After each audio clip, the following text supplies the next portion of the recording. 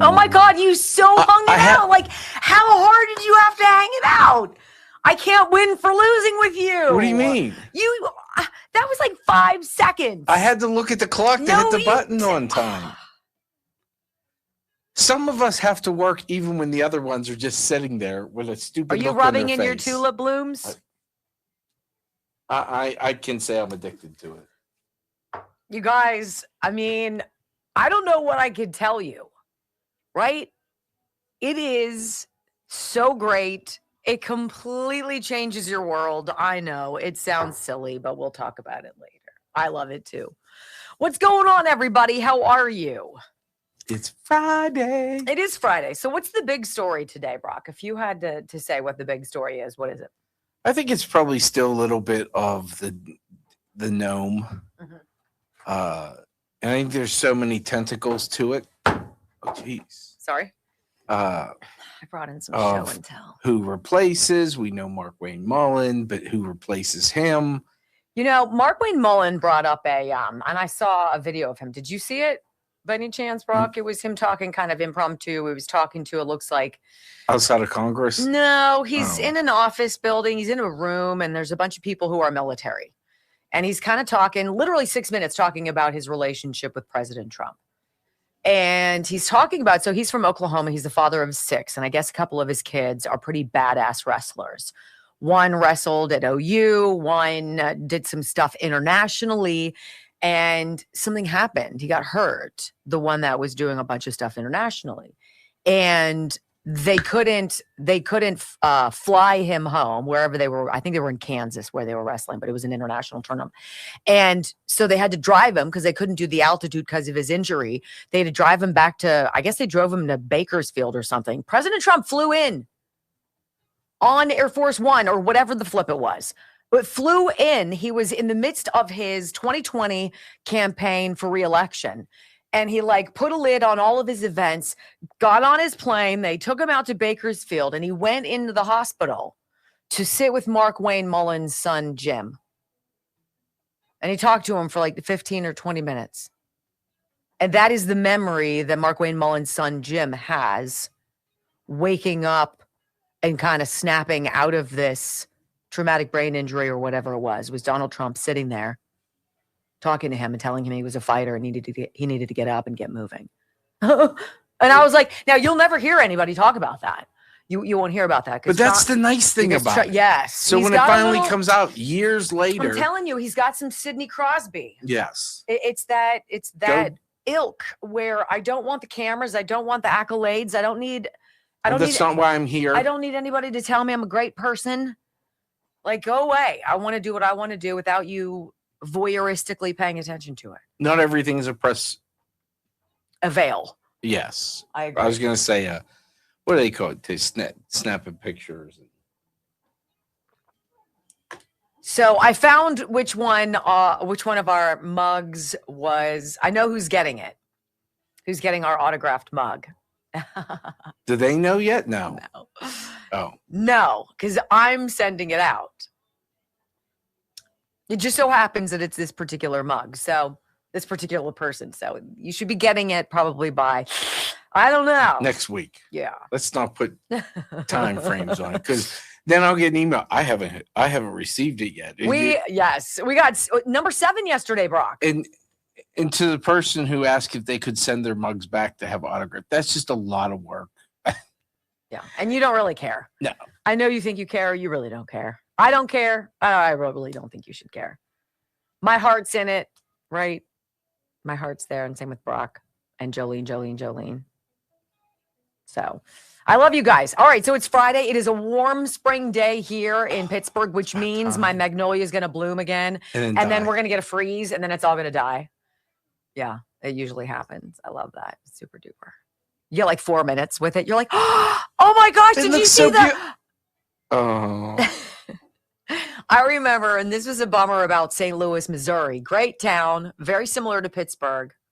Better in some ways, not as good in others. Similar kind of neighborhood, city identity. And they were I don't know what the number was. It was something obnoxious, 10 million daffodils, not obnoxious, but high. 10 million daffodils planted all along this highway. Highway 40, it's a main thoroughfare, right? And they'd all bloom and it would be like, and then it would freeze and they'd all be dead. And they would be dead for like 2.5 months. And you're like, for the 7 minutes that they're so pretty. I remember flying over it once and you can look down and you can see it looks like the yellow brick road from the sky. It's the most magnificent thing. And then it dies and everything's brown for 2 months. And you're like, excellent planning. Good work. If people would just consult me, the world would be a better place. We wouldn't have these problems. Right.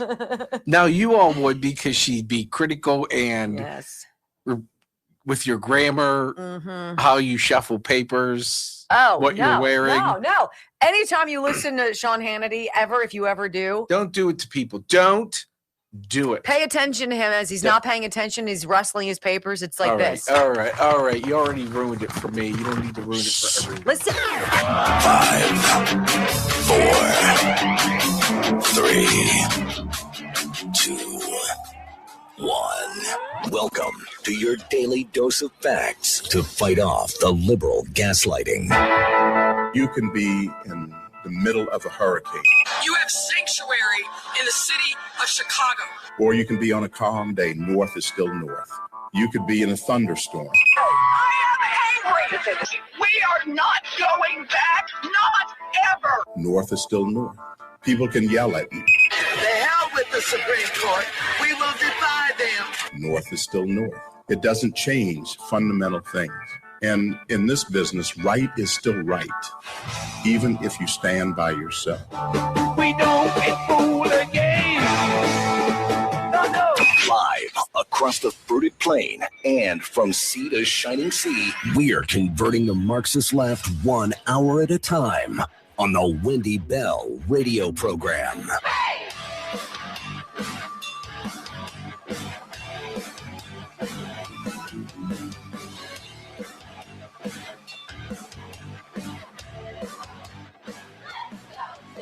Well, hello, America. Greetings to all of you. Good afternoon on this brilliant Friday all across the beautiful fruited plain. Welcome home to the Wendy Bell radio program. We are growing leaps and bounds. Well, I don't know if that's true. It sure sounds better than, I'm so excited that you're here with us.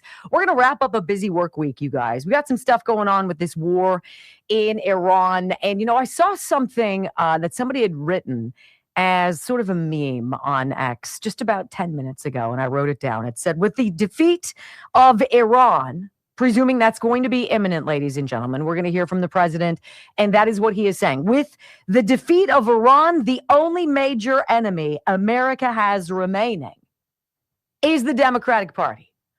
Truer words will not be spoken all day today, mark my words. Delighted you're here, wendybellradio.com. Hope you get the app. Download us onto your phone. If you're into podcasts, we're almost at 8 million podcast downloads, and thank you so much. I hope you guys have a wonderful weekend. After this show, welcome home. I pledge allegiance to the flag of the United States of America and to the republic for which it stands, one nation, under God, indivisible, with liberty and justice for all. Amen. So I was, probably 27 years old. I don't think I had met my husband, Joe, yet. It was St. Louis, Missouri. And I was a television reporter for the NBC affiliate there. And we worked on this great program, Show Me St. Louis, where I got to showcase all of the beautiful reasons why that beautiful city at the gateway to the West, right? That wonderful place I enjoyed so much. There was a story that happened in the news department. It wasn't something I covered, but I thought it was so fascinating. It was a woman. It was a mom of 3. Her name was Michelle. What was her name? Tribo. Michelle Tribo, 36 years old, had 3 kids, a 15-year-old, a 13, and a 7-year-old. And she wasn't trying to make any waves. She wasn't trying to make the evening news. She just tapped out. She had enough. She was tired of her children not pitching in. They were grousing all the time, griping all the time, weren't grateful for what they had, weren't pitching in. And she had enough. So she literally went on strike. She wrote a note. It said, on strike, mom. No cooking, no cleaning, no doctoring, banking, or taxi service. And she climbed up in the backyard in a treehouse that her husband had made the kids when they were much younger. And she's like, I can stay up here quite comfortably for a while. And the kids were like, what the heck's going on? Dad's at work, kids come home from school, mom's in the treehouse. What the heck? Well, somebody nearby, I guess, caught wind that this was going on and had, I guess, a friend working at KSDK where I was. And they called the TV station and they're like, you guys got to get a wind of this. This is amazing. There's a mom who's had enough with her kids. And she's like, look, I'm done, tapped, out. You guys don't listen to me. You're not grateful. You don't pitch in. And I'm not going to do it anymore. I'm not going to do it anymore. Life is too complicated. No. And so all of a sudden the TV station's out there, right? And then all of a sudden, it's like a live report. And it's like, Sheila, we're live on the scene. What's going on? And it's like all of a sudden, then all of the news stations came. And it was this big deal. This mom had gone on strike. And I'm like, God, she's brilliant. God, she's brilliant. She didn't mean to do that. She just wanted to knock some sense into her family, including her husband, I'm sure. I thought it was fascinating. And I totally get it now. Like at the time, I was 27 years old. I'm like, I didn't have kids. I wasn't married. I hadn't met my husband yet. I was like, I'm never going to get married. I only dated turkeys. Like it's not for me. Oh, ladies and gentlemen, I am channeling my inner Michelle from Belleville, Illinois today because I'm feeling the same way. And I'm going to have a conversation with my family this weekend. And I'm really not looking forward to it because I want it to be fair. But I also have to admit something very serious. It's completely of my doing. I've created, by my enabling, a group of people who really don't do a whole lot. They don't help a whole lot. One or two here and there, yes. Consistently with the ones who are living there now, no. How about walking the dog? You guys know what the vacuum is? Because I see it, and I see all of your crumbs on the floor. Anybody think about that? If you make your laundry or do your laundry, how about you move it and get it out of there? And by the way, if mine is still in the dryer and you need to move yours over, don't you dare throw it on the ground. I will strangle you and throw you down the stairs, right? If you got plans tonight, let me know about it so I don't have to cook for you. Have some courtesy when you wake up and you walk by me in the morning and you say, good morning, Mom. How's your day? Tell me, you know what I got planned? I think we're going to go golfing. I think friends and I are going to go have pizza. We're not going to be home for dinner, but we will be home before you go to bed. Excellent. Thank you very much. A little bit of communication. I'm tired of making dinner and coming downstairs after I go to bed and the dishes are still there. I'm tired of being outside, blowing all the leaves, raking the leaves. Now, you know what? I do love yard work, right? Put in an old show in your AirPods, right? That you've heard a million times, mindless raking, blowing, bagging, progress. Love it. But every now and again, it's nice when you're inside watching soccer. How about you come out and say, you know what? I'm here to help. Let me bag that section. You go on over there. We can do this together faster. Oh my gosh, I'd fall off my seat and hit my head, right? I pay the bills. I do the shopping with Joe, right? Do the majority of all of the cooking. I clean everything I clean, right? Now, whose fault is that? Whose fault is that nobody is helping out? The boys have 2 bathrooms. Why don't they clean their own bathrooms? They're responsible for their own rooms. They look like garbage and they smell like feet. What do I have to do, right? What do I have to do? Well, we're going to have a family meeting about it. And I appreciate you letting me get it out here because once I kind of get it out, I can process the way in which I'm going to deliver it, which will be far less incendiary until somebody gives me an eye roll or an exasperated sigh, in which case it's gloves off. This is kind of where we are, right? In our country, we have enabled this craziness around us. We haven't held people to account. We haven't been deeply involved in the situation. We haven't paid close attention to what our leaders are doing. We are far too apt to fall for headlines in the news. And if I think we all figured out truly how much we've been propagandized in our lifetimes, we would all vomit. It would be insane. We have created, with our enabling, a system of systemic fraud and waste and abuse, the likes of which is mind-bending. More money is stolen from the American people than I guarantee like 70% of the countries on planet Earth have as their GDP. And yet we talk about it. We're like, oh my gosh, Somalian fraud, $18-19 billion. Well, that kind of falls off the planet like Nancy Guthrie's search, right? Where did that go? Where's the end? Where's the restitution? Where's the clean house, folded laundry, and bagged leaves? Where is the family that walks the dog and pitches in and remembers, oh, he's a living thing. Maybe I should check his water every now and again. Just saying. It's not a big ask.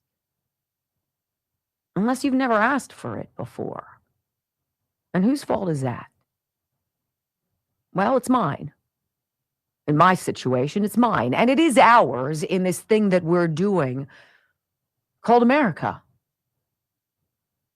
There's some exciting things going on there. We're seeing people, particularly our elected representatives, through their votes, which we are now forced to pay attention to because the ridiculosity of the monstrosity of suck that is the American government system is so in your face now you can't avoid it. You mean to tell me you want to vote for children being sexually mutilated in surgeries that are absolutely crazy? You want to vote for that? I want to know who you are so I can help vote you out. But see, that's the next step, right? That's the next step. We see what is wrong. But now we've got to be the ones to take action. We've got to be the ones that say, hey, like Michelle Tribo, 36-year-old mama 3 from Belleville, Illinois, who in 1997 said, peace out. I don't want to do this anymore. You're not respecting me. You're not listening to me. And you're not acting like you're a part of my herd. And I don't like it anymore. That's where we're marching in November. Look, there are going to be false prophets and weirdos all over the place. People like James Tallarico, and if you do a hot second search on this whack job, everything that we don't want as America. We have now 53 members of the Democratic House of Representatives, Democratic members, who voted against a very basic resolution, by the way, that the same thing was voted on 400 and something to 1 back when Barack Obama was president, saying Iran unequivocally is the leading state sponsor of terror in America, in the world, rather. And you've got 53 Democrats who are like, yeah, I don't think so. What does that tell you? That we need to go on strike? That we need to go up into the treehouse? No, absolutely not. We need to demand more. We've enabled way too much. And the time of accountability must be here. Senator Mark Wayne Mullen, Godspeed, sir. Hope you get through. Hope you make changes. Hope we see somebody somewhere freaking arrested, charged, whatever. Do your thing, sir. When we come back on the Wendy Bell radio program. Meantime, in Texas, Ken Paxton's like, look, I'm going to make a deal with you. I'll drop out if you do this. Where is that? Where is the president? We're going to play a little update for you from Rob Finnerty, Newsmax, something you got to hear. It is worth it. Next on the Wendy Bell Radio Network. It's so hard to dance around that because I know multiple of my sons listen to the program. Well, apparently, your sons aren't the only ones. Who? There's some people in the chat. Someone, I missed their name. CJ something said, I had my blow up yesterday. Right? And now to be totally fair, and we have to be fair. Look, I am a complete sycophant in some things. Like I really do believe that the only way this country survives is with conservative leadership. I just do. And we've been proven right, and the Democrats have been proven wrong so many times since my great awakening on Palm Sunday 2020. However, right, we got to be honest about our role. I enabled this. I didn't speak up. I thought people would pay attention. Are you not at all ashamed sitting there lollygagging as I'm outside humping it with the gas blower, leaf blower? You don't care to come out and grab a freaking, rake? What? Well, then you know what you're not getting, sons of mine. My silver. How's that for a weird segue? I'll come help you rake leaves for How about, this is one of the many packages that was inside my box of UPS goodies from wendylovesgold.com. And if you've always wondered What's it like to buy gold and silver? Like, how do you do that? Do you need to be rich? No. You just need to call Texas Bullion Exchange, WendyLovesGold.com, 855-927-5557. Look, the principal protection program that they offer, where they guarantee you'll never sell your gold or silver back to them if you need to for less than what you paid for it. Who does that? I've never heard that before. Okay, I'm going to open it up and show you how it's packaged. This is not some like silly little presentation. There's like multiple layers of packaging. So now you get into this beautiful box, which I've now fingerprinted all over. United States Mint 25th anniversary silver coin set. It's beautiful. Okay, still more. Here's your packaging. Look, can you imagine getting this? All right, here we go. Oops, get back in there. There you go. Beautiful 5-coin set in this magnificent holder. Let me take one out. Silver 1-ounce coins. Oops. Focus, baby. There you go. Just beautiful 1-ounce coins. And then you flip them over this way and you can see the eagle. Look at that. Isn't that beautiful? 5 of them. That's one of the pieces of my set that I got from Texas Bullion Exchange. WendyLovesGold.com. Heck, you should call them and you should be like, I want exactly what she got. You'll love it. They even send this to me so I can wipe it off. I love it. WendyLovesGold.com, 855-927-5557. I need to WD-40 this chair.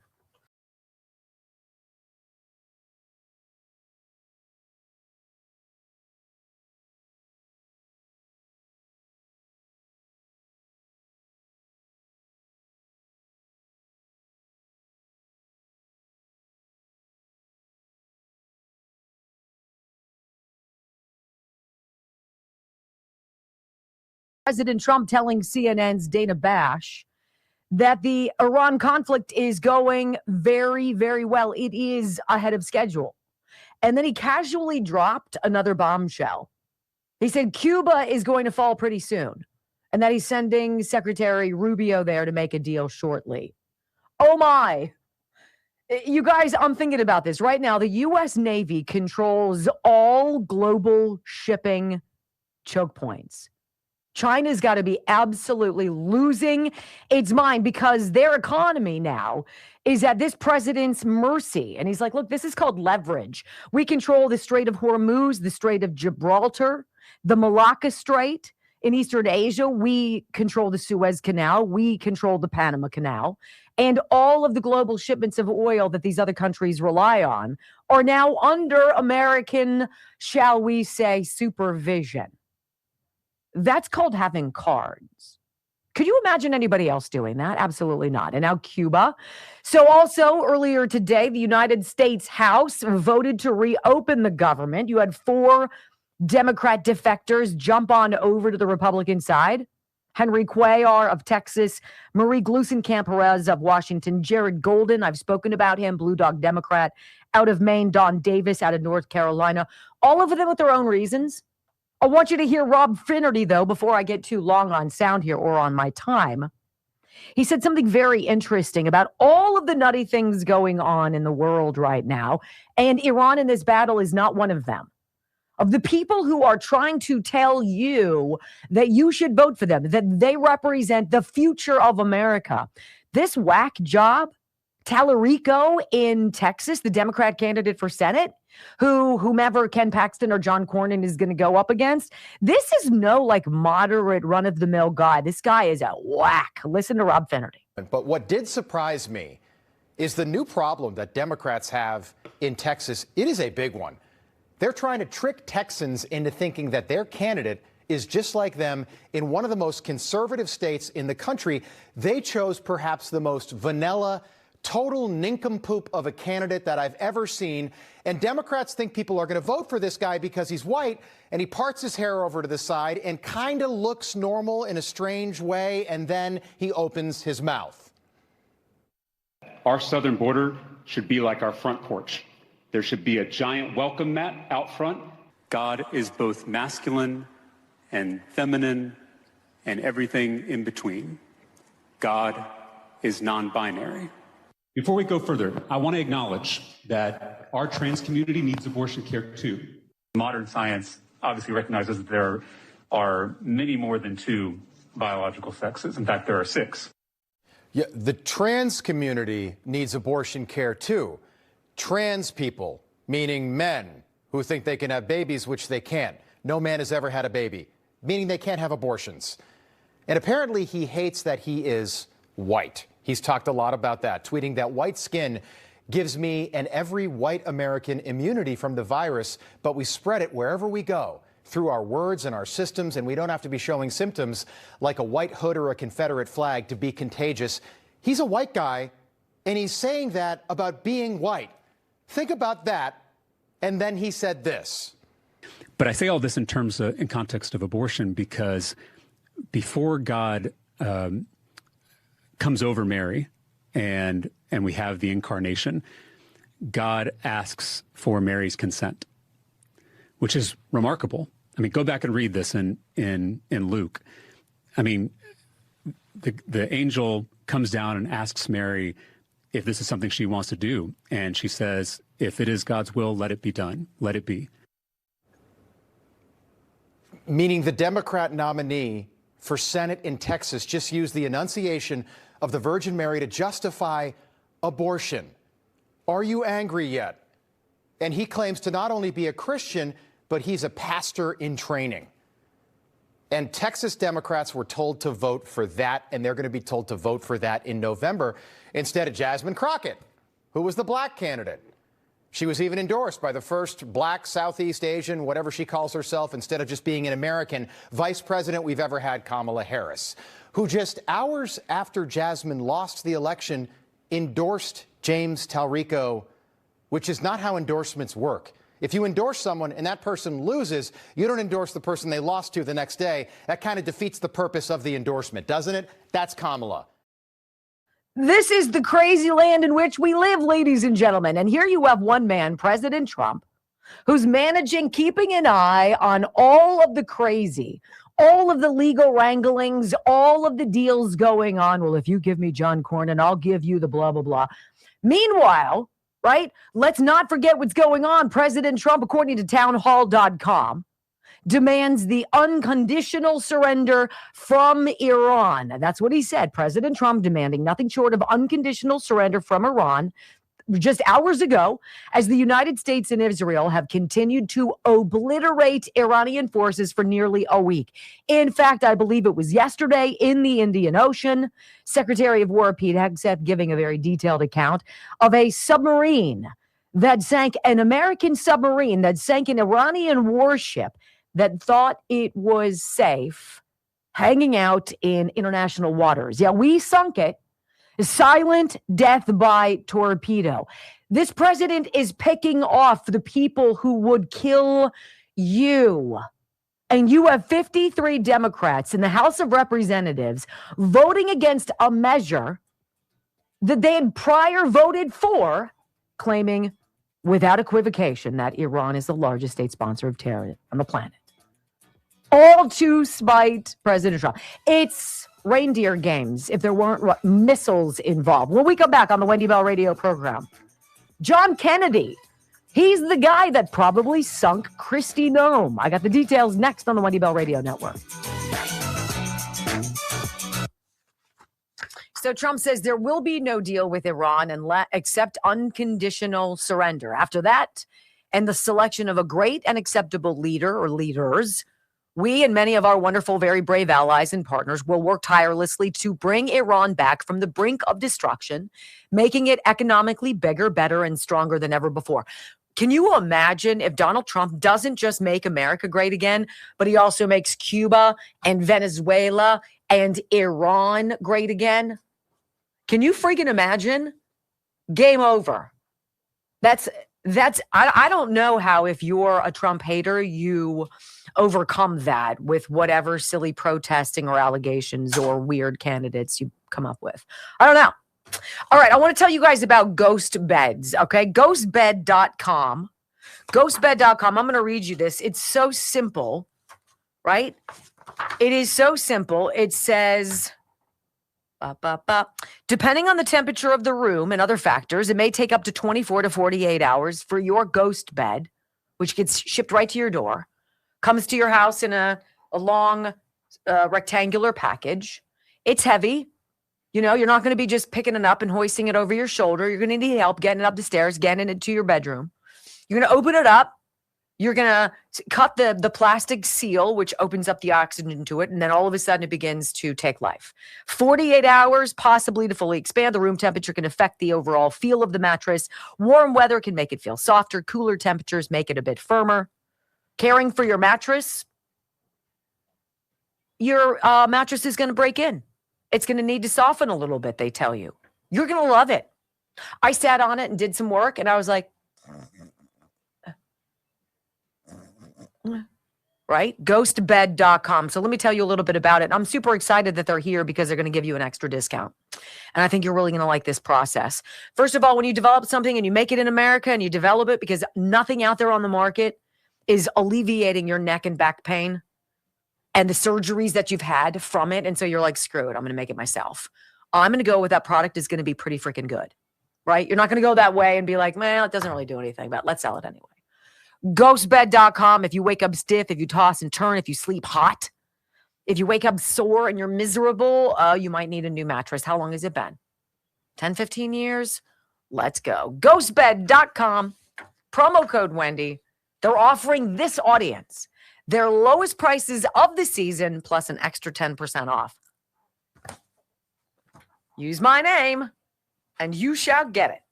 it. See, your hands are just, I'm telling you. They're soft even after washing your hands.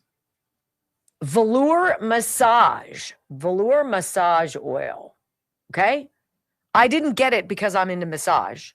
I got it because I'm into really soft, nourished skin. And I was like, yeah, I'll try it. I tried a bunch of their products, not this one, starting last summer. All right. Tulip Blooms with an S, tulipblooms.shop/Wendy. Or you don't have to do the /, just throw my name in to get the discount, 10% off. So they sent me a bunch of stuff. It comes beautifully wrapped. The stuff is fantastic. It's body butters, it's oils, it's lotions, What's it's all of body this stuff. It's more of a cream. Oh, okay. It's more of a cream, not like a lotion, but more of a cream. Fantastic stuff. They have all sorts of different products, all sorts of different solutions for your needs. When was the last time you actually splurged on you? Like you're always doing for other people. When was the last time you bought something for you? When was the last time you bought something and you put it in your hand and you rubbed it on your feet? And you put socks on, give it 10 minutes before you go to bed, and then take the socks off and feel how great your feet feel in that bed. Oh my gosh. tulipblooms.shop/Wendy. I'm just annoyed because Brock is getting one of these and he's going to be able to take it home. And I have to use this one here because I only have one. I'm going to have to buy one. You technically could take that home. But then I have to bring it back every day because I show it. Well, you're going home for the weekend. Oh, that's true. And problem solved. I love that. Okay, so Monday, I've been doing this, Brock in a test. I've been doing this sort of weight loss experiment, right? I've told you so you say. Briefly about it. What do you mean, so you say? Well, you don't. How am I supposed to know what you do at home and don't do at home?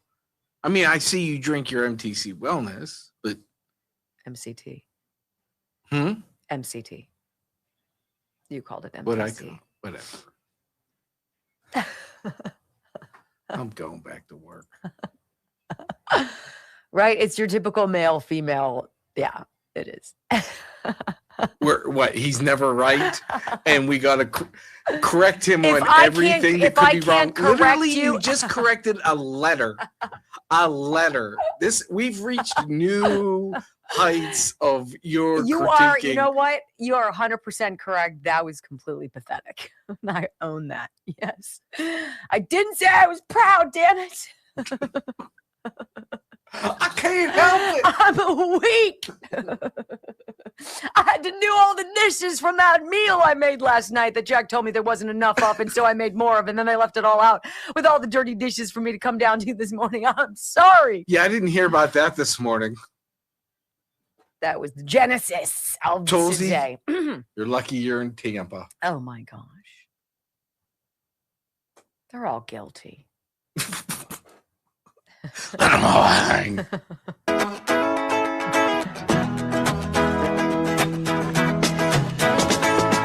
Welcome back to the Wendy Bell radio program. So the exact moment Department of Homeland Secretary Kristi Noem lost President Trump and her job, we have that moment for you. Look, I want to say out of the gates, whomever was going to take this job as Secretary of Homeland Security, it was going to be a thankless job because that individual was going to be on the front lines of attempting to, on behalf of President Trump and the American people, dismantling a system that the Democrats purposefully broke so that they could flood this country with 15 million illegal aliens during Joe Biden's alleged presidency at a minimum. That person, Kristi Noem or anybody, was going to have such an insurmountable uphill climb that I got to say, I don't even know how she managed a full calendar year. Knives out. She represented the gatekeeping, getting rid of people that the Democrats have stolen our money to bring here. And this is the last stand. This is it for the Democrats. This is their last stand, doing whatever they can do to make sure whatever remaining millions of whomever illegals are here are able to vote in November. They will not win without it, period. Kristi Noem was in the front crosshairs of that. Look, she did a lot of important things. I heard she did a lot of things that were not so great. Rumors of an affair with Corey Lewandowski, her top staffer, right? They're both married. Not my business. You got to do you, but you don't got to put yourself on a TV ad buy for hundreds of millions of dollars and then say to a Senate committee that's asking you about the dollars and cents when we're, $38 trillion in debt? Why did you do that? And did the president know? The president who doesn't take his salary, right? Who didn't take this job for the money, for the fame, for any of it. He already had all of that.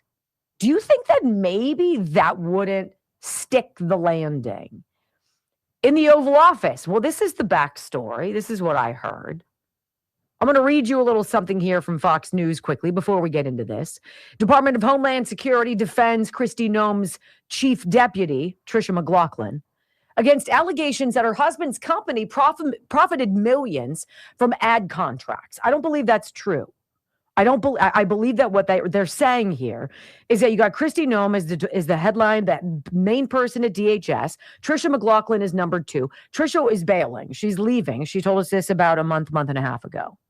Now it comes out that her husband is the guy whose production company apparently put together this ad campaign, basically instructing illegal aliens, look, we're going to help you go back home. And if you do go back home without us deporting you, you'll be able to come back possibly. If you don't, you never will. Newly obtained financial statements shed light on claims that former Department of Homeland Security Assistant Secretary Tricia McLaughlin's husband's company made millions from a DHS advertising campaign. DHS Secretary Kristi Noem faced intense questioning during a Senate Judiciary Committee hearing on Tuesday. And Senator John Kennedy from Louisiana specifically called out the agency for contracting a public relations firm headed by McLaughlin's husband, a man named Benjamin Yoho. This is the DHS general counsel. His name is James Percival. He's like, look, I've personally reviewed the allegations against Ms. McLaughlin. I find them to be baseless. Nothing illegal or unethical occurred with respect to these contracts. Ms. McLaughlin was not involved in selecting any of these subcontractors. She is, however, a superstar in the public affairs world, so I'm not surprised that she married a successful businessman whose services were attractive to these outside firms. Now, Kennedy alleged that Yoho's firm, called the Strategy Group, got most of its money out of what the Louisiana Republican senator says was $220 million in television advertisements that feature Kristi Noem prominently. I'm sorry, Kennedy said. Safe America Media was a company formed 11 days before you picked them, Secretary Noem. And that strategy group got most of the money. The head of that is married to your former spokesman. So he's going back and forth with Kristi Noem on this. I want to begin this by starting with the first question. And I understand that John Kennedy, the senator, called President Trump before this hearing. And he said, Mr. President, we've gotten some details that show there's a huge expenditure here, and it's a bad look. And he's like, I'm on some finance committee. This is nothing that we would appropriate $200 million for, some kind of an ad buy to make Kristi Noem look good, or at least promote people self-deporting. That's $220 million. Do you have a problem with me questioning her in tomorrow's Senate hearing? To which the president said no. And thus started this. Here is John Kennedy, senator, saying, did President Trump agree to this ad campaign? This is the rub. This is the deal. Because John Kennedy knows, because he'd already talked to the president, that Donald Trump did not know about the $220 million. And had he would not have approved it. Hence, this line of questioning, audio soundbite 1. How do you square that concern for waste, which I share, with the fact that you have spent $220 million running television advertisements that feature you prominently? Sir, the president tasked me with getting the message out to the country and to other countries where we were seeing the invasion come from, with putting commercials out that told them that if they were in this country illegally, that they needed to leave, or we would detain them and remove them, and they'd not get the chance to come back to America the right way. That has been extremely effective. Ask you to run these advertisements, is that right? We had that conversation, yes, before I was put in this position and sworn in and confirmed, and since then as well. Okay. Did you bid out those service contracts? Yes, they did. They went out to a competitive bid, and career officials at the department chose who would do those advertising commercials. That's a problem. Because she said the president signed off on it, said yes, yes, yes, and that it was competitively bid. So essentially, they got the best rate possible for the American taxpayer dollars. Well, the Strategy Group is a conservative advertising agency for which Yoho, Tricia McLaughlin's husband, serves as the CEO. Figures obtained by Fox News Digital show a slightly lesser total advertising expenditure of approximately $185 million, with a total of roughly $146.5 million going to a campaign called Save America. However, of that total that went to Save America, roughly $348,000 went to the production costs. The remaining $142 million went to the ad buys. So it's not like Tricia McLaughlin's husband was paid $220 million, and that's the rub. It's that there was an ad buy over $100 and something million at a time when the government is scrapping in debt. It's the dumbest thing ever. And she just said that the president had given her his okay. And Kennedy heard it. And he says, this is where you know she doesn't know that the senator has been speaking privately with President Trump. You're testifying that President Trump approved this ahead of time. Is that my understanding? We had conversations about making sure that we were telling people. No, ma'am. I'm asking you, sorry to interrupt, but the president approved ahead of time you spending $220 million running TV ads across the country in which you are featured prominently. Yes, sir. We went through the legal processes, did it correctly. Did the president know you were going to do this? Yes. He did? Mm-hmm. Yes. Okay. Okay, so he just made her say it 3 or 4 times in a row because he knows that the president did not approve that he would not have approved that. And just in broad strokes, it was kind of a dumb not even kind of. It was a dumb thing to spend money on. And a huge amount of money, right? Kennedy in with the kill here. He says, This is the point when Kristi Noem knows her goose is probably already cooked. Listen. I mean, to me, it puts the president in a terribly awkward spot. And I'm not saying you're not telling the truth. It's just hard for me to believe, knowing the president, as I do, that you said, Mr. President, here's some ads I've cut, and I'm going to spend $220 million running them, that he would have agreed to that. I don't think Russ Vought at OMB would have agreed to that. It's something we have to defend. I'm on the Appropriations Committee. My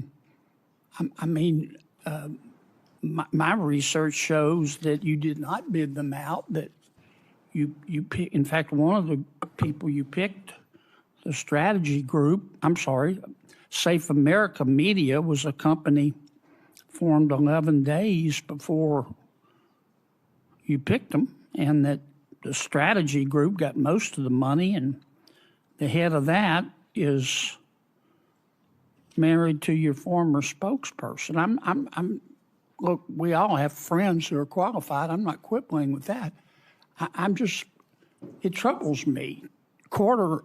A fifth to a quarter of $1 billion of taxpayer money when we're scratching for every penny and we're fighting over rescission packages. I just can't agree with Madam Secretary. I don't disagree. Kennedy also alleged that the bidding process, you just heard, for the contracts never took place. She said they did. And that Safe America Media's recent founding, 11 days before the ad buy, was a cause for concern and collusion between McLaughlin and her husband's business. Now, the strategy group posted to X on Tuesday that it never had a contract with the department. While it did receive several $100,000 for production costs associated with the ad buy, with the ad campaign, the strategy group never made millions. It says, look, we never had a contract with DHS. We had a subcontract. We made $226,137.17. That was for a total of 5 film shoots, 45 produced video advertisements, and 6 produced radio ads. I don't really think that's necessarily off the charts expensive based on advertising. But $200 million to put that all over the internet and television? What are we doing? Is it all about optics? What a bad decision. So anyway, President Trump was in on the kill, right? John Kennedy making sure, I know you want her. I gotta ask, sir. And President Trump didn't know. Well, now we do. When we come back on the Wendy Bell radio program, how low can you go?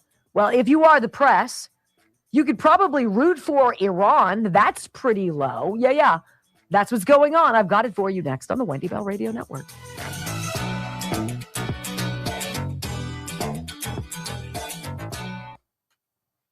Now, look, has she done a lot? Yeah, absolutely. I heard she was kind of a pill dealing with Tom Homan, that the mismanagement of Minneapolis, calling the 2 people who got shot and killed domestic terrorists, that didn't stick the landing with the president, that he had to call in Homan to smooth it over. And apparently there are just a lot of egos walking around. And I guess she had a big one. I don't know. But $220 million is freaking unconscionable. So for everybody to understand how ad buying works.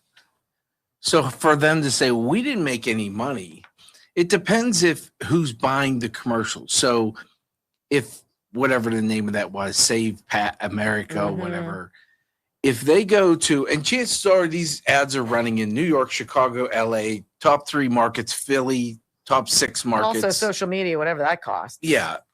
But what these companies do is they go out and say, okay, we're going to buy these spots. They get 15%, typically 15% of the ad buy. So when I say 15% of the ad buy, if they spend $100 million on ads, the people selling said ads will make, $15 million. So We're talking about the production company that put together the spots. That's the group that's affiliated with Trisha McLaughlin's husband. Right. Now, is he involved in the ad buy too? He says, according to what they put out, no. He's responsible for, who knows? Who do you trust? I'm just saying that I trust 2,000 Rumbles. And we're woeful. We're just 320 shy. I would so appreciate it if you guys would help me out. Healthy Cell, our gal just got in touch with us. Do you need anything? She asked. So Brock, you should rack your mind, go over and see if there's anything on their website that you want. HealthyCell.com. It is a totally revolutionary way for you guys to get your vitamins and minerals and supplements. And they have all these wonderful formulations. It's one thing to get you the stuff that you need into your body. It's another thing for your body to be able to digest it and absorb it. And because Healthy Cell, the people behind these micro gel packs, and every single one, different color, different flavor, they're all delicious. They are made to be like jelly almost, is because it is shown that over the age of, let's just even say 50, your pH, your stomach acid doesn't digest certain things like pills and tablets and capsules as well as you want. And so you end up pooping out a lot of the things that you think you're taking that are good for you. They're like, no, we want you to get everything. And so we're going to give you this formula of gel, putting it in gels so that it's 165% more absorbed. If you're spending the money for it, you might as well get it. HealthyCell.com/Wendy. Try the Focus and Recall. If you're in a public environment where you have to perform, and people are looking at you and you're like, oh, fudge, I don't want to lose my spot. I'm telling you, Focus and Recall. If you toss and turn and you feel like garbage when you wake up in the morning, I'm telling you, REM sleep. If you're worried about osteoporosis, try Bone Strength. Bone Strength also has magnesium in it, so it's fantastic for that and for sleep. They've got the immune one. They've got the hair, skin, and nails one. They've got the blood sugar one. They've got the heart and vascular system one. I mean, honestly, why ever need a prescription pad again when you can proactively, through the microgel at healthycell.com/Wendy, get all of the nutrients you need? I found one I'd like. Would you like to write it down? What is it? The Daily Multi and Iron and Omega-3s. Okay. Dr. Mike talks about taking Omega-3s. Okay. All right. I just think, I remember you and I were at Mike's Beer Bar. And I took that phone call. Remember? Yeah. Yep. Yep. I was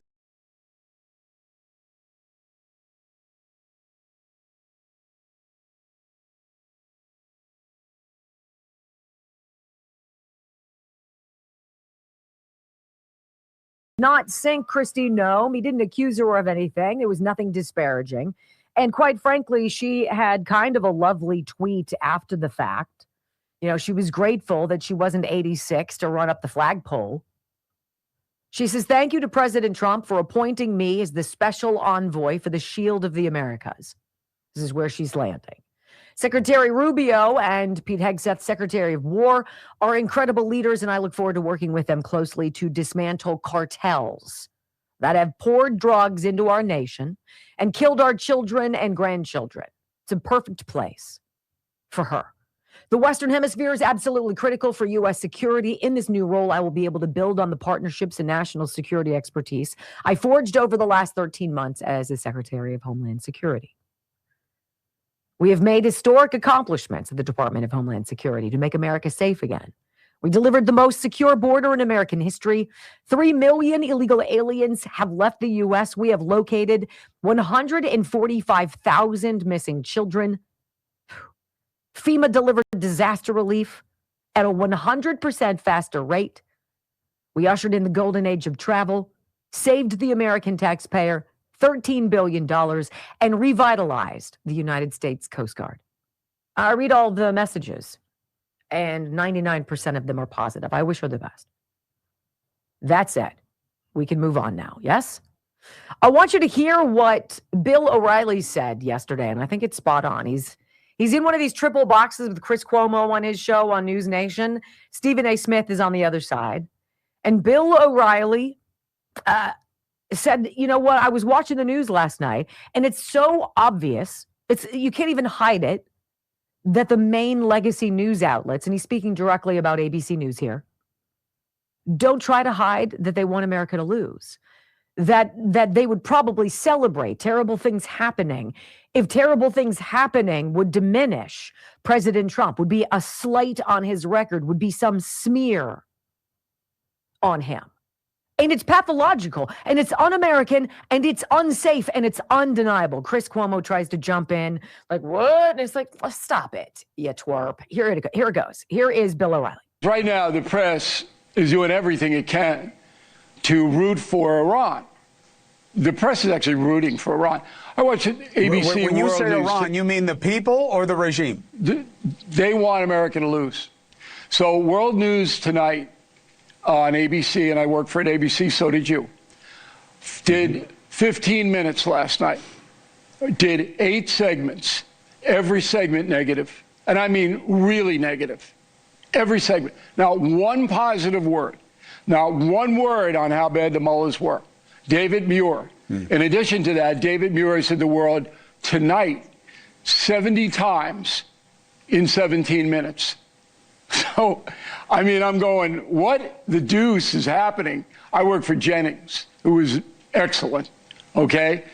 But I didn't even watch the other 2. I just watched World News Tonight. And after watching it, I wanted to surrender. We should surrender to Iran. Watching ABC News, we lost. That's how crazy it is.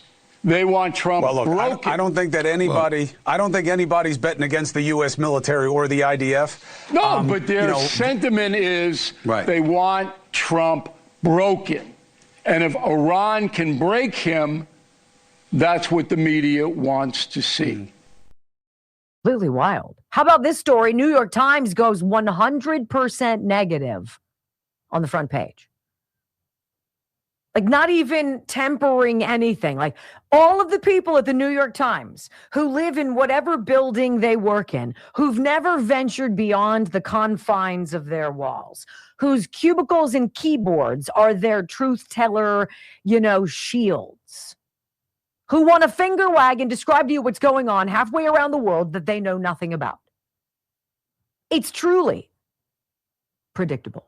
The New York Times skulkily refuses to give President Trump any credit for eliminating the power structure of an authoritarian, murderous Islamic regime, working hard to build a freaking nuclear weapon, one that has bedeviled America and Israel and the Western world by supporting, funding terror attacks for over 40 freaking years. The latest example of the paper's petulance ran on Wednesday's front page a news analysis by some hack named Tyler Pager. This is the title: Initiating War is Legacy Risk for President. Hey, Tyler, how about you have a sandwich and sit this one out? You got off to a dismal start with a kind of dense parade of Iran negatives. This is how it started. 6 American service members were killed, and U.S. military jets were shot out of the sky. Investors are bracing for market turmoil, featuring prolonged disruption to oil supplies. President Trump says the military campaign against Iran could extend for weeks. And Secretary of State Marco Rubio said Monday that the hardest hits are yet to come for the U.S. military. Sheila? Right? I mean, that's what it is. With his decision Friday to authorize war against Iran, Mr. Trump is taking the biggest gamble of his presidency, risking the lives of American troops, more deaths and instability in the world's most volatile region, and his own political standing. Ba, ba, ba. You know what? You're right, Tyler. We should just quit. All right, wrap it up, boys. Bring it home. Tyler said so. Right? When we come back on the Wendy Bell radio program, my friends. Oh, my. So much more. Don't go anywhere. I mean, it goes on and on and on with all these things. Ooh. It's all about hyping the danger to the GOP. Should the conflict go badly or Iran descend into turmoil, it could leave Republican candidates in the midterm elections faced with difficult choices about whether to distance themselves from Mr. Trump on the issue. You know what, Tyler? You're like the only one who doesn't seem to see what's going on, you schmuck. We should Google who this cat is. Let me see who he is. You guys ready? I'm a little fussy. All right, Perplexity. Who's Tyler Pager from that? Anyway, how are you guys doing? I'm just having a little bit of a power surge right now. Tyler Pager is a prominent White House correspondent for the New York Times. He looks like he's 14, currently covering President Trump and his administration.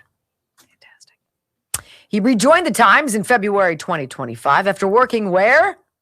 The Washington Post, Bloomberg, right?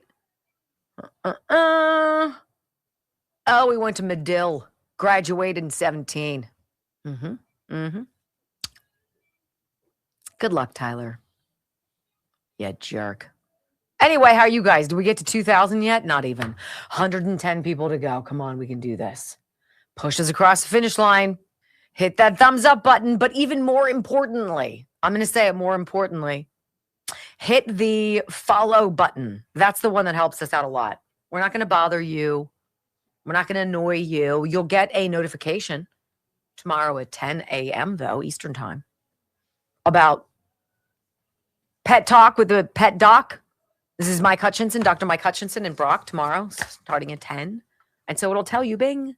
And then if we do Weekends with Wendy, which is fabulous, you'll get a bing at 7 o'clock on Sunday mornings, Eastern time. But you can always shut off the notifications. So just know you can do that.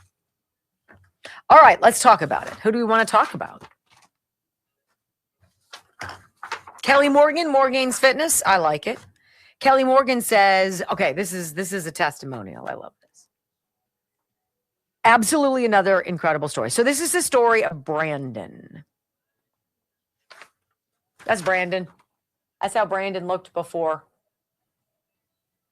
A little heavy, but he gives you the details. He says, no, I wasn't just a little heavy. I was 315 pounds. By the time I finally met Morgan's Fitness and Kelly, I had lost 64 pounds of my own, which is huge. So we went down to 251 pounds, but he was totally tapping out. He had plateaued, and the scale was really devastating him. He was losing his motivation. And so he went to Kelly, and she gave him a body scan, and it showed that he was 41% fat. And he was like, oh my God, 41% fat, 104 pounds of fat. He'd built some muscle, but still had a lot of work ahead. So he started working out, watching what he ate, following Kelly's advice. Today, he says, my scale sits around 200 pounds. I've gone from a body fat of 104 pounds to about 57. My body fat percentage has dropped from 41% to 28%. From 315 pounds to 200 pounds. I've lost 115 pounds total. Look at him now. Look at that.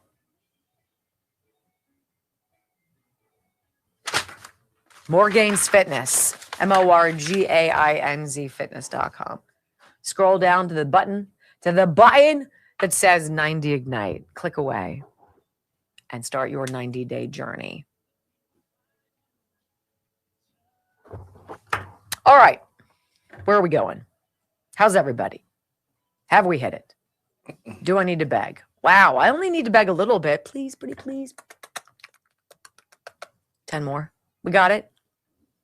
And you did. That was very nice. Thank you. Okay, so now we have 2 more hours to get 1,200. I don't want just 3. I want 3.2. Okay. Thanks, Ultra. Hi, Myron. Hi, JB. Bye. Some of your names are hard for me. I'm sorry. Hi, Rosie Riveter. What's going on, baby? Hi, RW Radical. Hi, Chameleon for Babes. Party Foul. Hi, Demanda. Hi, Angel Joy and Capto Gun. Why Capto Gun is eating a pecan roll right now? That's not very nice. I already scarfed down a bag of potato chips. So I know I eyed them up when I went to the bathroom. Did you? Yeah, sometimes you just want a little bit. And if you eat a bag of potato chips, like one of the little small ones, beginning of the day or in the middle of the day, it's not that big a deal. Give you a little salt. So I, this week, was able to drop 4 pounds. 4 pounds with this regimen that I now know I could do every single week when I start feeling a little squishy. And I'm going to share it with you on Monday. We'll see if you want to join me. right? So it involves getting outside and getting some exercise a little bit. You don't have to kill yourself. It involves not snacking after 7 o'clock at night. That's hard for a lot of people. That's super hard for me. And I thought it was about giving up beer, which I did. By and large, I did. I don't really think that's it. Brock, I think you're right. I think it's about food choices and it's about late night habits. And it's about a couple and snacking. And it's about a couple of which also makes me at risk for type 2 diabetes. Fantastic. So I'm going to tell you guys on Monday. Ooh, what are you sending me? I'm just going to text you at 7 o'clock. Put down the dots in pistachios every night. Yeah, I'm not doing that anymore. But Joe says it's good for me.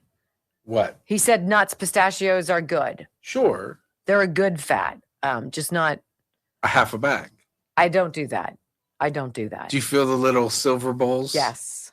How many times? The little bowls. Just once. Because I saw you fill those with dots. I have done that and then fill them again. Yeah. I saw you fill it twice. It could be like a bottomless pit. After the first twice. Yes. Mm-hmm. Those are so great with beer, though. I might have to do that when I get home. I told Jack I didn't have any beer in the beer fridge, so I said, would you please stock it? And then when I get home, maybe you and I can. 4, 3. I wasn't Why invited. not? 1. Wendy Bell, America's anchor mom, fighting for America 1 hour at a time. Welcome to the family. We're going to win so much. We're going to win at every level. We're going to win economically. We're going to win with the economy. We're going to win with military. We're going to win with healthcare and for our veterans. We're going to win with every single facet. We're going to win so much, you may even get tired of winning. And you'll say, please, please, it's too much winning. We can't take it anymore. Mr. President, it's too much. And I'll say, no, it isn't. We have to keep winning. We have to win more.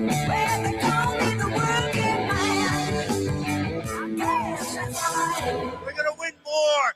3 hours of bold truth and excellence. You've just signed up for the WBR Army. Strap in. This is the Wendy Bell radio program.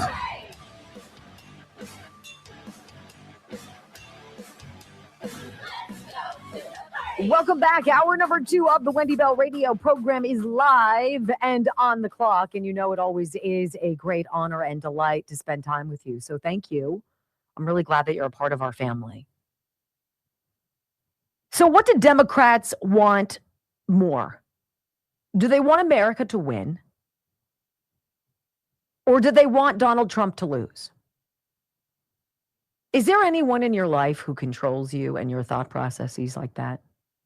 Is there anyone who's ever made you go absolutely haywire off the rails so that you chuck everything that's common sense?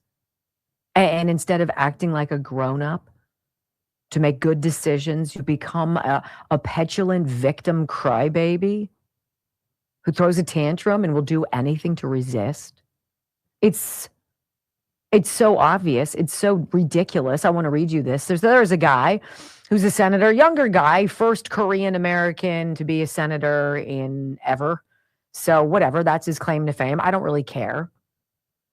But his name is Kim, Senator Kim. Let me see what his first name is. This is an article on Breitbart. Andy Kim, he is the Democrat senator from New Jersey. And he's on CNN with resting man face yesterday. And he's like, look, I'm not going to vote to confirm Mark Wayne Mullen, senator from Oklahoma, my colleague, as the next Department of Homeland Security secretary. Not because I don't think he's qualified, not because I don't like the guy, not because it's not logical. But he said because, quote, this is a referendum upon the Trump administration and their policies. So Caitlin Collins says, wait a minute, you voted to confirm Kristi Noem. Do you plan to vote to confirm your colleague Mark Wayne Mullen is the next DHS secretary? And Kim said, no, look, what I saw and what I've learned about everything, everyone has learned over the last year, is that this is a referendum upon the Trump administration. What they have done when it comes to immigration and what they've done when they gutted FEMA. No, see, Mr. Kim, here's the problem with you. What is what has the Republican Party done with immigration? We've closed the border because you guys opened it to bring in new voters so you could cheat and win elections because you don't have enough people to vote for you because you suck. Everybody knows you sucked and that they didn't know you sucked. They've been paying attention after COVID. Now, since you suck and nobody wants to vote for you and Donald Trump got reelected, he shut down the spigots of Act Blue, USAID, and all sorts of other grifts, right? And now we have this whole preponderance of millions of people who shouldn't be here, who we don't want here, who are bad for America that we're trying to get out of here. A lot of these people happen to be bad people, not all of them, but some of them, and some of them put us all in danger. And so therefore it is the parameter and the process of this government to get them the hell out. Right? Do we need a $220 million ad buy from Kristi Noem to get them out? No, we don't. But we need to get them out. And you know it. And you're going to vote against it because you know you've been given your marching orders and you've been told, got to vote no. And by the way, what else did he say? And what they've done when they gutted FEMA. FEMA gave all of our money to migrants, you schmuck. FEMA walked by conservative homes, Mr. Kim, after they were destroyed by hurricanes Helene and Milton, and they saw Make America Great Again flags, or even American flag, and they're like, ugh, the outrage. Walk by them. Hey, Rhonda, don't stop at that house. They've got one of those flags. We'll keep moving. Yeah, and then you gave all of the money to put all these people up at the Roosevelt Hotel, right? It's almost like that's what was going on, Mr. Kim, Senator Kim. I'm not going to vote for him. This is a referendum on this president. No, this is an exposure of how much you and your party are depraved and anti-America. Do you guys know this? Because I wonder if Senator Kim is aware of this. You know, is the problem Donald Trump and Stephen Miller? This is something that you're hearing a lot of. Listen to that. You're going to hear a lot of Democrats chirping about how they're going to resist. Stephen Miller's making all of the policies for this administration. We don't agree with Stephen Miller. We didn't elect Stephen Miller. Well, you know what? He's smarter than all of you idiots put together. So how about you sit this one out? Did you know that the resist Trump sanctuary cities have allowed more than 18,000 dangerous criminal illegal aliens back onto our streets? Because they have. ICE detainers are requests to local law enforcement that federal agents be notified when an illegal alien is about to get released from custody. That way, the goal, which is to ensure agents can arrest an illegal alien in the safety of a jail rather than out on the streets with whack jobs who are banging drums and putting, sexual toys, sticking them onto the side of cars and whatnot. That's just a whole other slice of nut job, right? So people don't get hurt. So people who are criminal illegal aliens can be arrested and deported without fanfare. But see, you guys need fanfare. You needed to kill Mara Abrego Garcia. You needed to be like, he's just a Maryland man. He's just waiting at the Home Depot to go get some roofing work from someone. I swear. He's such a good man. He loves his wife. No, he's not a human trafficker. Those 7 people who had no luggage, he was driving across Tennessee or wherever the hell it was, and nobody had any identification. That was just... he was helping him out. I mean, like, who are you for? Are you for the American people? Are you for the safety of the American people?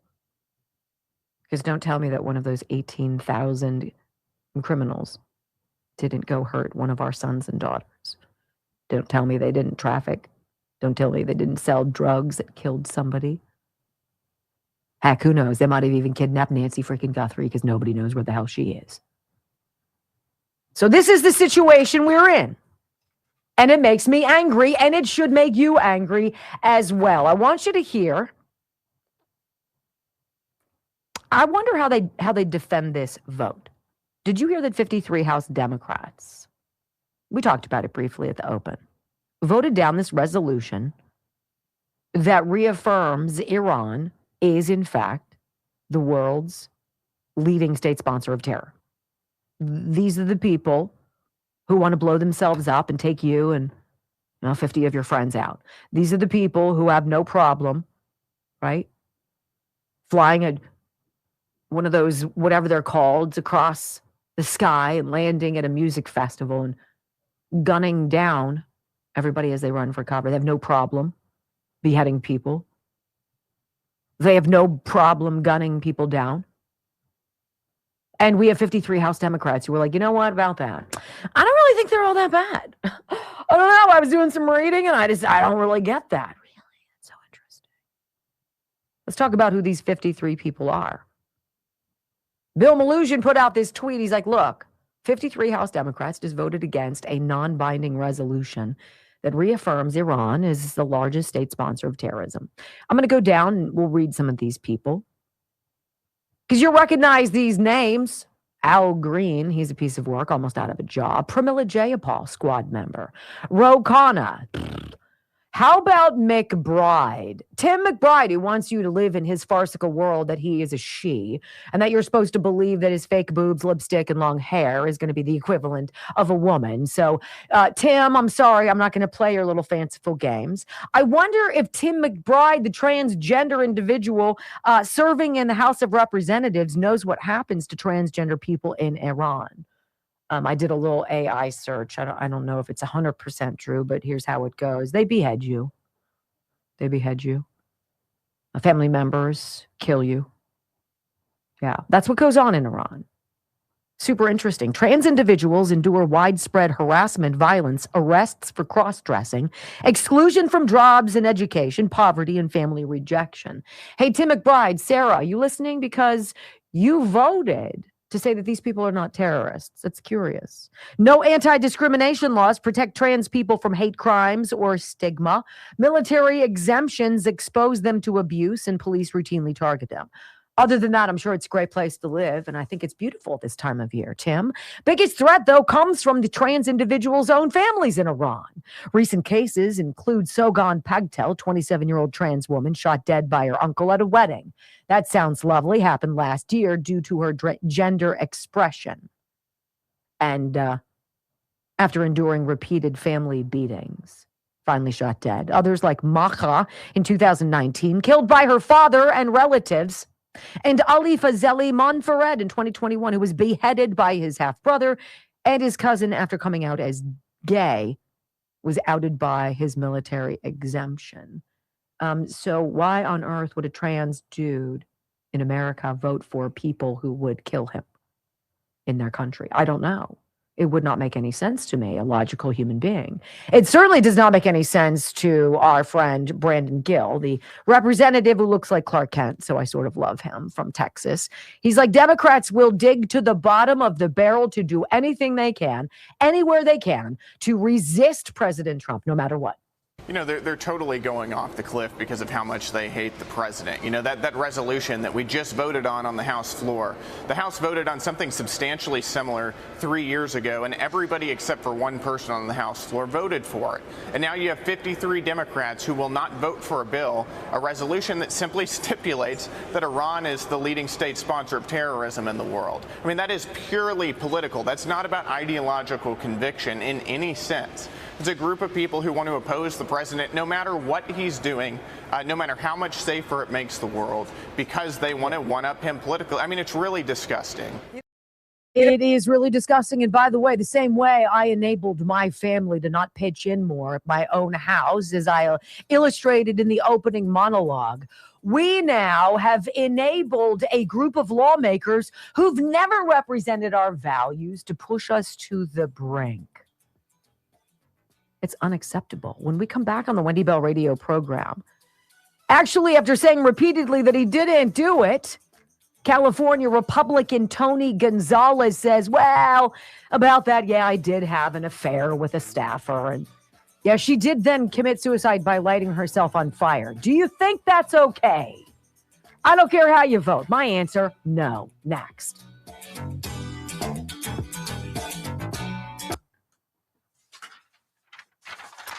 All right. So, Brock and I during COVID did a lot of research. I spent a lot of time on the CDC website. A lot of you would remember that. We did a lot of BS boards. I did. And we went through and we debunked the overarching claim that children were vectors of disease, and as such basically needed to be locked down at home and muzzled, or else they were going to kill grandma and spread it all over the neighborhood. Of course, that wasn't the story. They knew it wasn't the story. And our research proved to you time and again that COVID wasn't killing healthy children. Right? What we also know now is we have an extraordinarily unhealthy, overweight young population. It needs to change. They're changing the food pyramid. They're changing processed foods. We need to get these ultra-processed foods out of our lives, right? We've got to encourage our kids to go out and sit up in a salad. It's good for all of us. Let's lead by example. Some people were like, what about these shots, these GLP-1 shots for kids, Mounjaro, Ozempic, whatever, under the age of 12? Is that advisable? And they're like, well, we don't know. I don't think that's advisable at all. The verdict is not out. There's been no longitudinal studies on this. Who knows? You could be playing Russian roulette with your children, right? Rather than teaching them healthy habits, you're just going to kill their appetite by injecting them with something that their bodies might not enjoy. Well, what if there was an answer? I strongly suggest you go to bloodflow7.com/Wendy. I strongly suggest that you look into this product, which is called their GLP-1 Gold. And I strongly consider that you think about maybe taking this yourself if you have a problem with eating too much because you're not getting that signal from the hormone. Hey, knock it off. You're full. It's true. It happens. This addresses that within your body. It doesn't inject something in your body to address that. It tells the hormone itself, hey, wake up.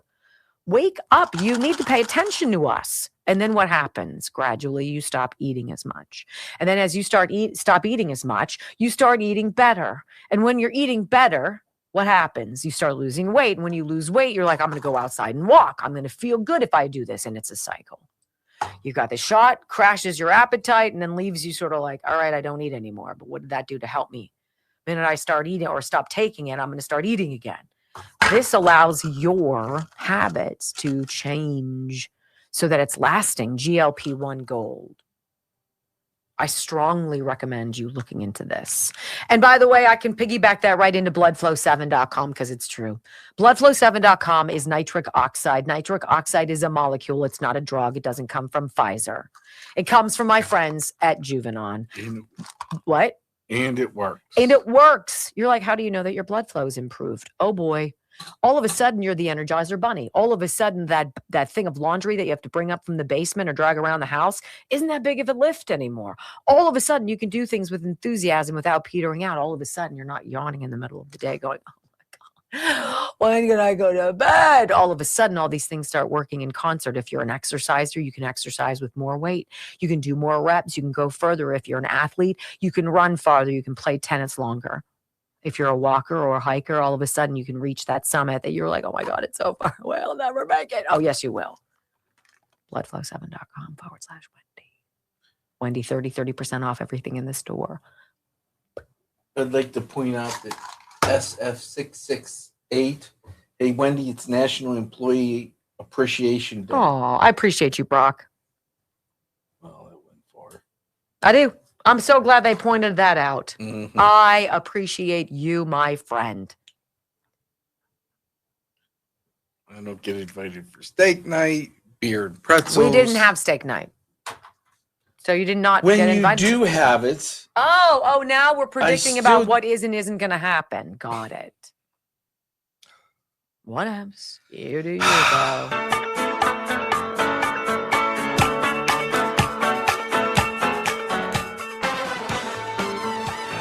Welcome back to the Wendy Bell Radio program.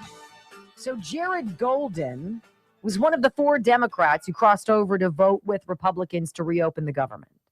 So government is funded again. We've got people back to work, allegedly. That's where I last left off. Brock, maybe you can confirm me. You've got Marie Gluesenkamp-Perez out of Washington. She's like, look, I don't want to punish FEMA. I don't want to punish the Coast Guard. They do a lot for Washington State in terms of flooding. They've had some problems. You've got Henry Cuellar of Texas. He's from a South Texas border community. He wants Border Patrol. He wants FEMA. He wants these people all funded. That's not a mystery. You've got Don Davis. I don't know him, but he's from North Carolina. North Carolina has been pummeled, right, in last years with hurricanes, flooding, and storm damage. He wants the Coast Guard fully funded. He wants FEMA fully funded. This is important. Jared Golden, who is the centrist Democrat, Blue Dog Democrat that I happened to have a conversation with not that long ago. He's from Maine, and he's from a pro-Trump district, and he votes in line with his rural constituents. Isn't that refreshing? When they go out and they're like, okay, I don't want to be told by the Democrat machine how I'm going to vote. I want to talk to my people. This is exactly what I understand Don Davis did. He said he met with his constituents back at home from North Carolina. And he's like, look, my conference, my party is telling us that we should shut down government and stick it to Donald Trump, no matter what. And his constituents were like, no, we need help. We need to fund FEMA. We need to fund the Coast Guard. We don't need you playing reindeer games with the Democratic Party. And so these 4 Democrats voted with Republicans and they said, let's open the government. That's where we are. That's what it takes. 4 people who remember what it's like to do their freaking jobs. I work for the people. I don't work for Barack Obama. I don't work for Susan Rice. I don't work for George Soros or anybody else nefarious or otherwise. I work for the people. Ain't that refreshing? Yeah. You know, I wish Tony Gonzalez operated in the same way. So he's a California dude. He's a Republican. And he's now dropped out of the runoff race. He's gotten kind of in his own Cornyn Paxton thing. Except I don't think he's the front runner. I think he's been badly damaged by doing what he ought not have. Father of 6, denying multiple times having an affair with a staffer. And whatever black cloud was around that spiraled out of control in the most ghastly way. A young woman in his employ, basically one of his chief workers, he apparently sent text messages to and did whatever, had an affair with her. She's a mom. And she's young and she's beautiful. And for whatever reason, if you believe this story, she went into her backyard and presumably doused herself with gasoline and set herself on fire. Who does that? That's other level.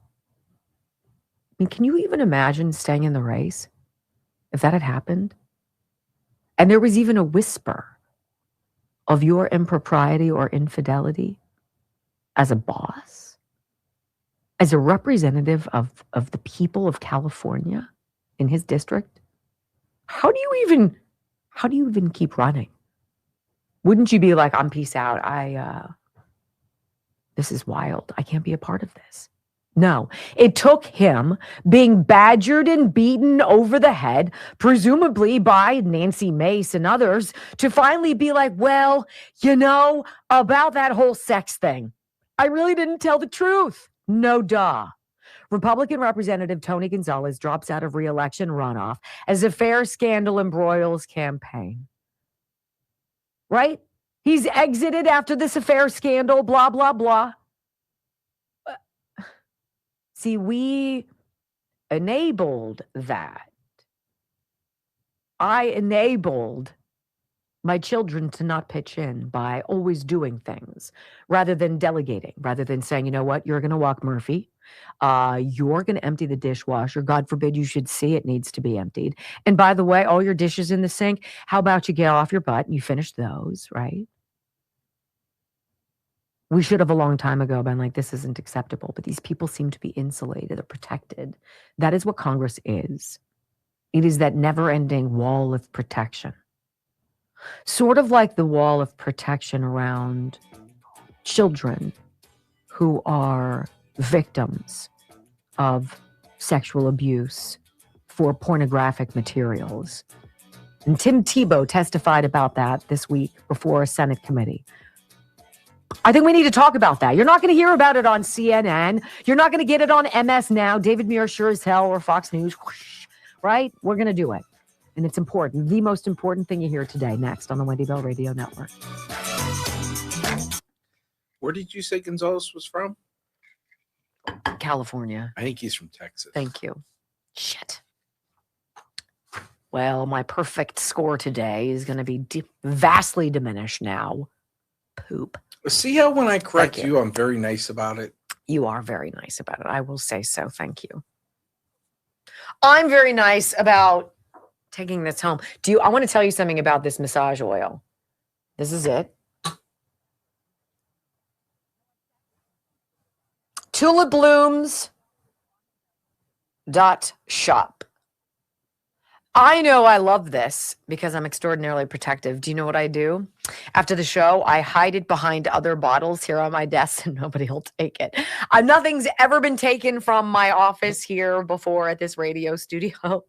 But I'm like, damn it to hell. I won't hide my silver, but I'll hide my velour massage oil. Shop it, get it. You guys deserve it. Tulipblooms.shop. /Wendy. Okay. So he's from Texas. I'm sorry. I said California. Poop. Tony? I just looked it up. Tony, you rat fink. Sorry. Okay. All right. Let's see where we are. We should be at 2,500 right now. It doesn't change the fact that he's a dirtbag. It's very disappointing. You know, allegations of Kristi Noem having, an affair with Corey Lewandowski of her staff. You know, whatever. Who cares? I don't know. I'm not here to judge anybody. I really want you to do your job, but I think that, $200-something million for commercials is pretty freaking outlandish. It's a smokescreen from the problem. It is. And they know, i.e. Democrats, when you get on the grandstand of the hearings, that saying that will get clicks. 100%. 100%. By the way, remember CrescentMountainCoffee.com? We just got another shipment. Oh, my goodness. I'm telling you, if you are a coffee goofball, and coffee now, it's sort of like...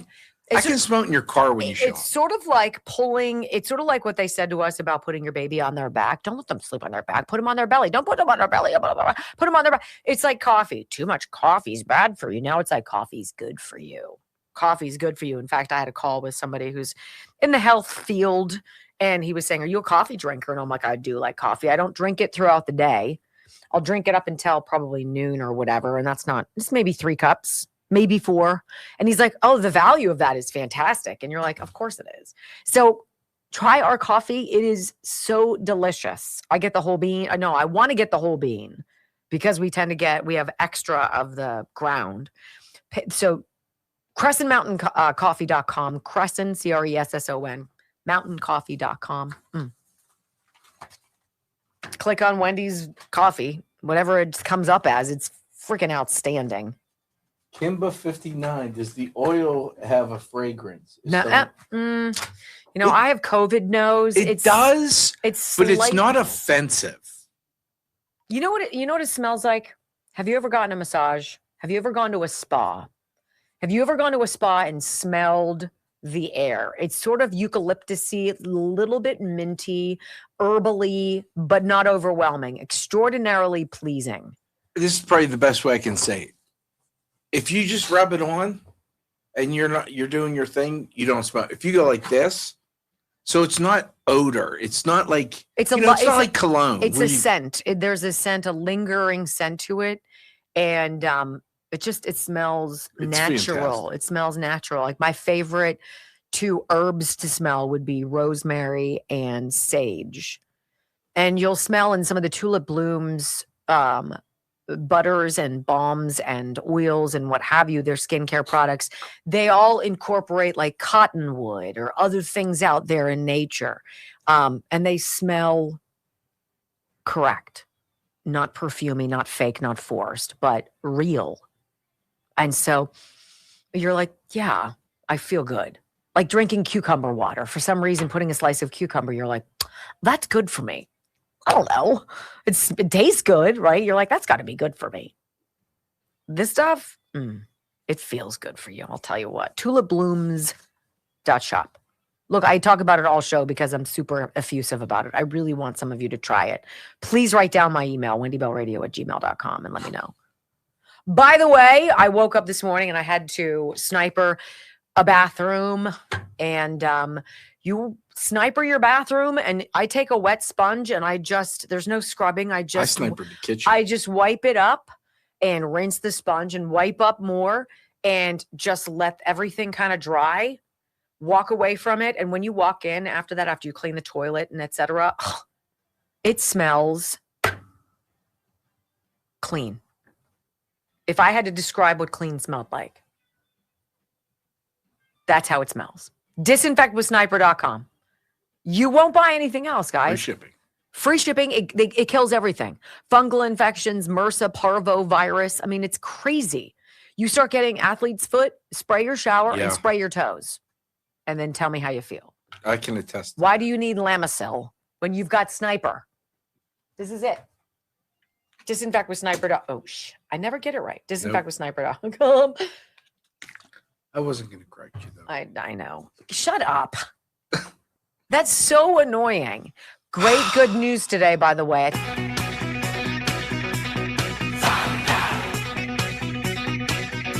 Yes or no, you play that because it reminds you of the Steelers. Yes? Brock? Yes? No, it's just like the song. Is that right? Yeah. Oh. And usually when you're upset or going to get upset or feisty about something, that's a great lead-in.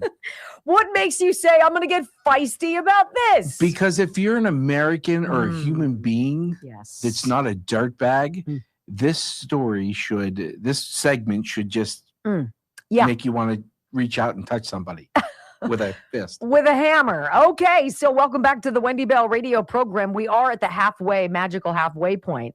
Don't miss a minute of today's show because at the very end, the good news is lovely and the bad jokes are always fantastic. So I'm glad you're here. Okay, so Tim Tebow, right? He was such a great quarterback, right? In his era, his generation, one would argue probably one of the greatest of all time. Of his generation. Brock, am I wrong? I'm wrong, maybe. I would say college football. That's what I mean, college football, not professional, college football. Heisman Trophy winner, college football analyst. He was testifying before the Senate Judiciary Committee on Crime and Counterterrorism earlier this week.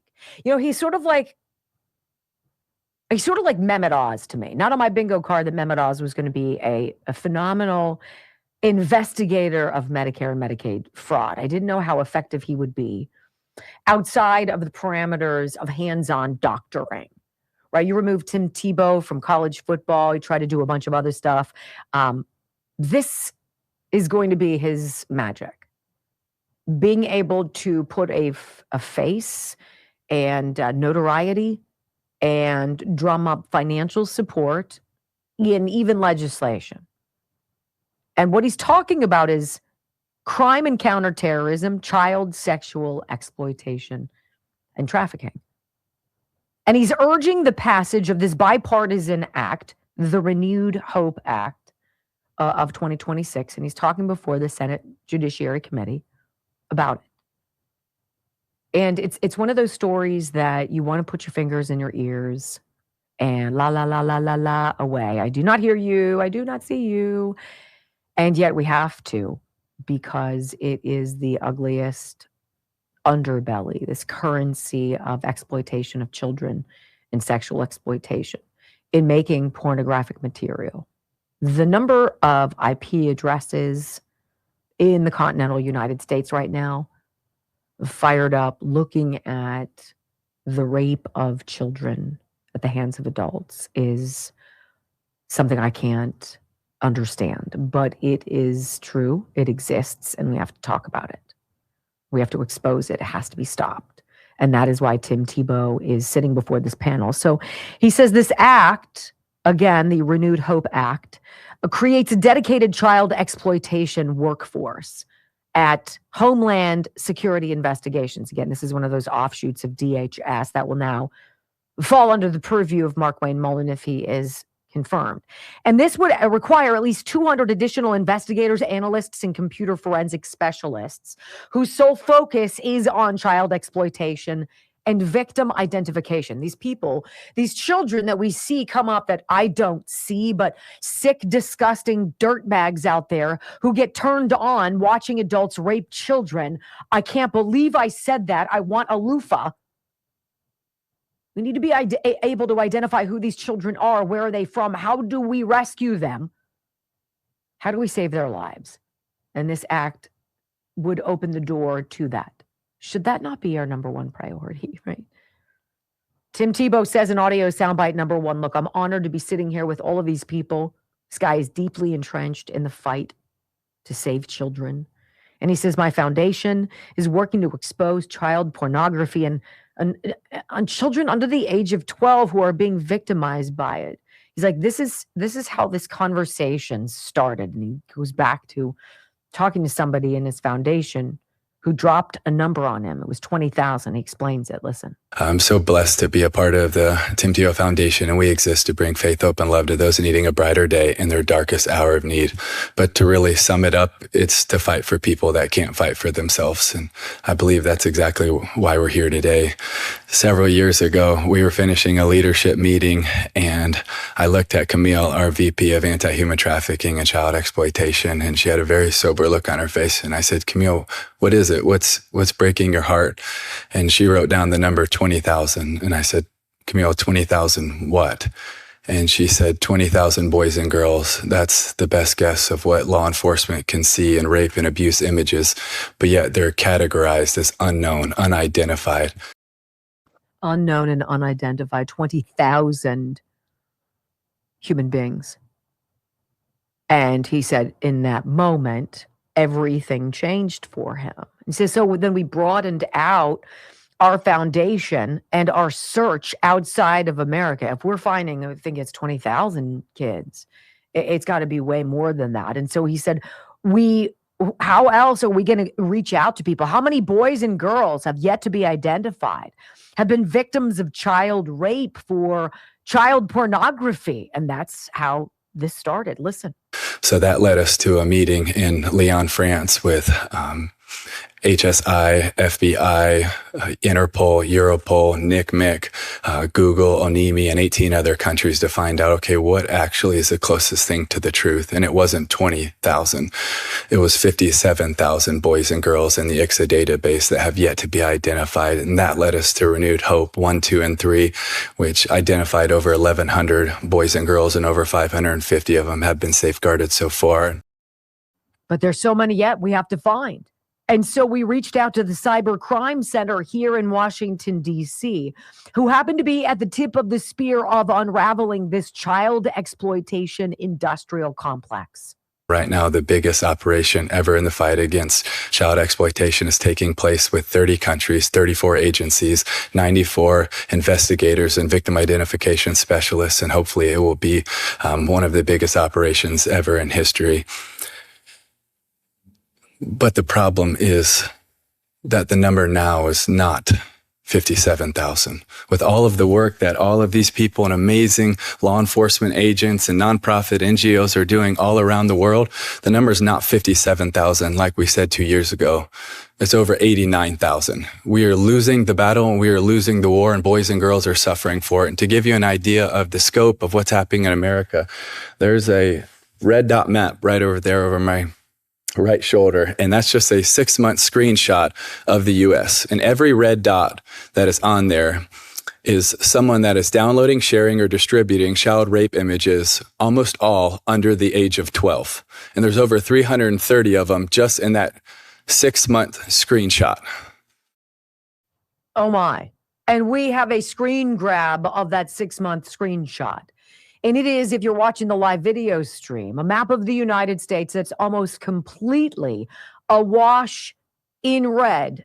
And there are a handful, maybe a handful of blue dots of children who have been identified as victims of these films, these photographs, who have been saved. But the rest is all red.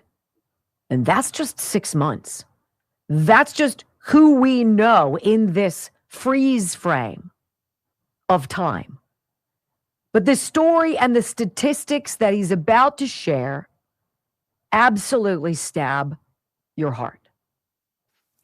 And we know that 55 to 85% of them are also hands-on offenders. And we know that your average offender has 13 victims in their lifetime. The scale of harm right here in America is, to a certain extent, hard to comprehend, but that's why we're here. And when you knock down one of those doors, you also have no idea how many boys and girls you're going to find. From Operation Renewed Hope 1, one of the doors that was knocked down, when they went in and seized his computer, they found that he also had raped 30 other boys and girls in that neighborhood. So there's a lot of work to do.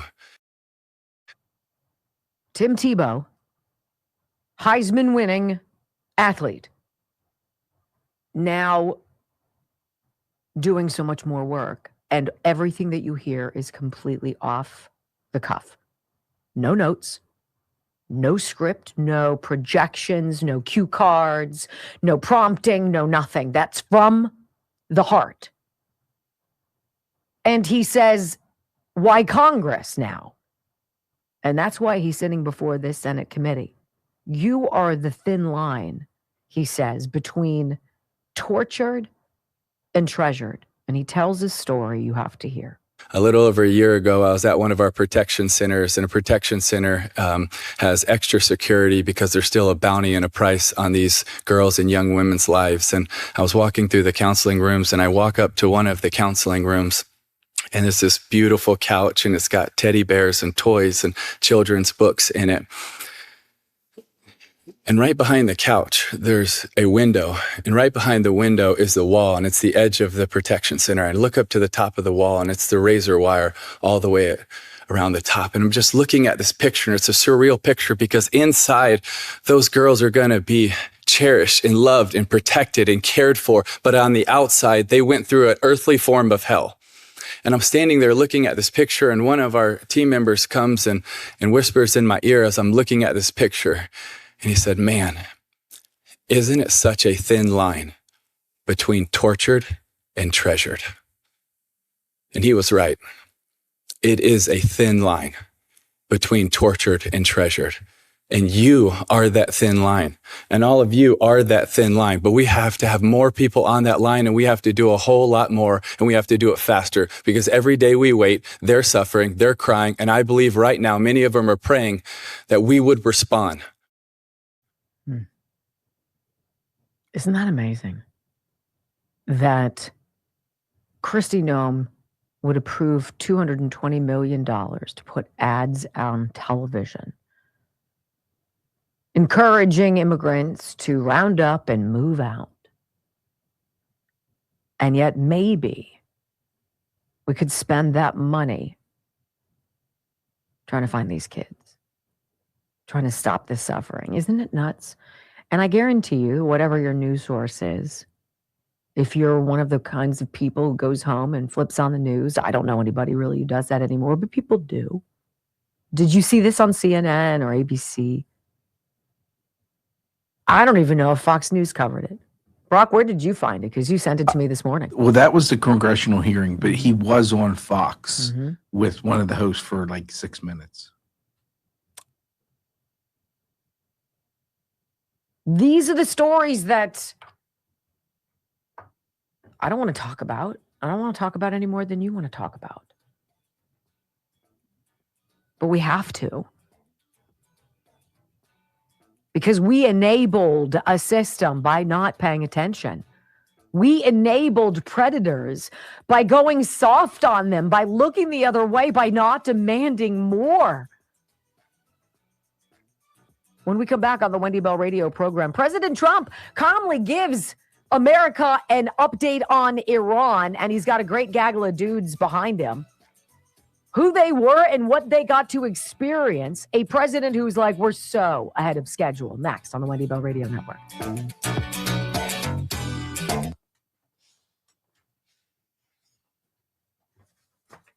And you can say what you want about Tim Tebow. Not that anyone was saying anything bad or criticize if, he's a good quarterback or not. But it takes a guy like him that can speak like that off the cuff. Have a function where he shows up with people pay a lot of money to come get their picture taken with, an autograph, and he's willing to do it. Like, God bless him. He was a great college quarterback. NFL, not really, but he was a great college quarterback. He's a winner. He's Kenny Pickett. Was he Kenny Pickett? I wouldn't call Kenny Pickett a great college quarterback. All right. No, I mean, he just seems like a quality human being. I would look at, if something came out about him, I'd be shocked. And you can't say that about athletes anymore. You almost say, well, I did not use her as my personal humidor. for us cigar smokers, can we stop that reference? Hey, Wendy, I'm going to keep this short but informative. I've been going to the gym and I've been dieting, but I would negate any progress with the junk I ate on the weekends. I so get that, right? Spending my hard-earned money on Dr. Gundry's MCT Wellness has kept me focused during the weekends now, so I don't waste it. After 6 weeks, I'm down 21 pounds and 2 belt loops. I have a long way to go, about 70 pounds total, but this is a great start. Thank you so much, Wendy and Brock. Yeah, MCT Wellness. This is the healthy fat. I'm just going to say this is part of my regimen that I'm going to drop on you. This right here. Love them. MCT Wellness, Dr. Gundry's drink. He lost 70 pounds. And our friend here, Eric, says he's going to do the same thing. He probably wants to lose closer to 100 pounds, but he's going to do it. And he's super pumped. This is what it is. This is all about drinking this. If you're drinking water, all you do is you put a scoop in your bottle of water or your water jug or what have you, shake it up, throw in some ice cubes. It's super good. And then drink it down, and you know what's going to happen over the next several hours is you're not going to be hungry. It's going to settle that noise in your mind where you're like, I've got to have some potato chips, because I totally succumbed to that earlier. This is going to stop that from happening. You're going to be able to skip a meal. It's going to greatly accelerate your weight loss. This is what Dr. Gundry did. It is not overnight. It happens over time, which is perfect. So it's slow, so you don't get that sagging skin and you're not like, ugh. This is something that you're going to want to have as part of your regimen. I do it every day and I love it. It helps me a ton. MCT Wellness, you can get it by going to thehealthyfat.com/Wendy. Thehealthyfat.com/Wendy. Please check it out. I think you're really going to love it. And it's not asking you to do anything you're not already doing. You're already drinking water, right? Real quick, if you guys haven't searched Tim Tebow talking about changing his eye black. He used to write scripture underneath, and it was during a national championship game, it was the most Googled thing, John something. 314. And then when he beat the Steelers in the playoffs, all those numbers matched up to the Google search. It's quick and it's fascinating. All right, 2.41. Ugh. Can we get to 2.5? Can we get to 2.5? 90 people. Can you hook me up and just hit that thumbs up button? Please. I would love that.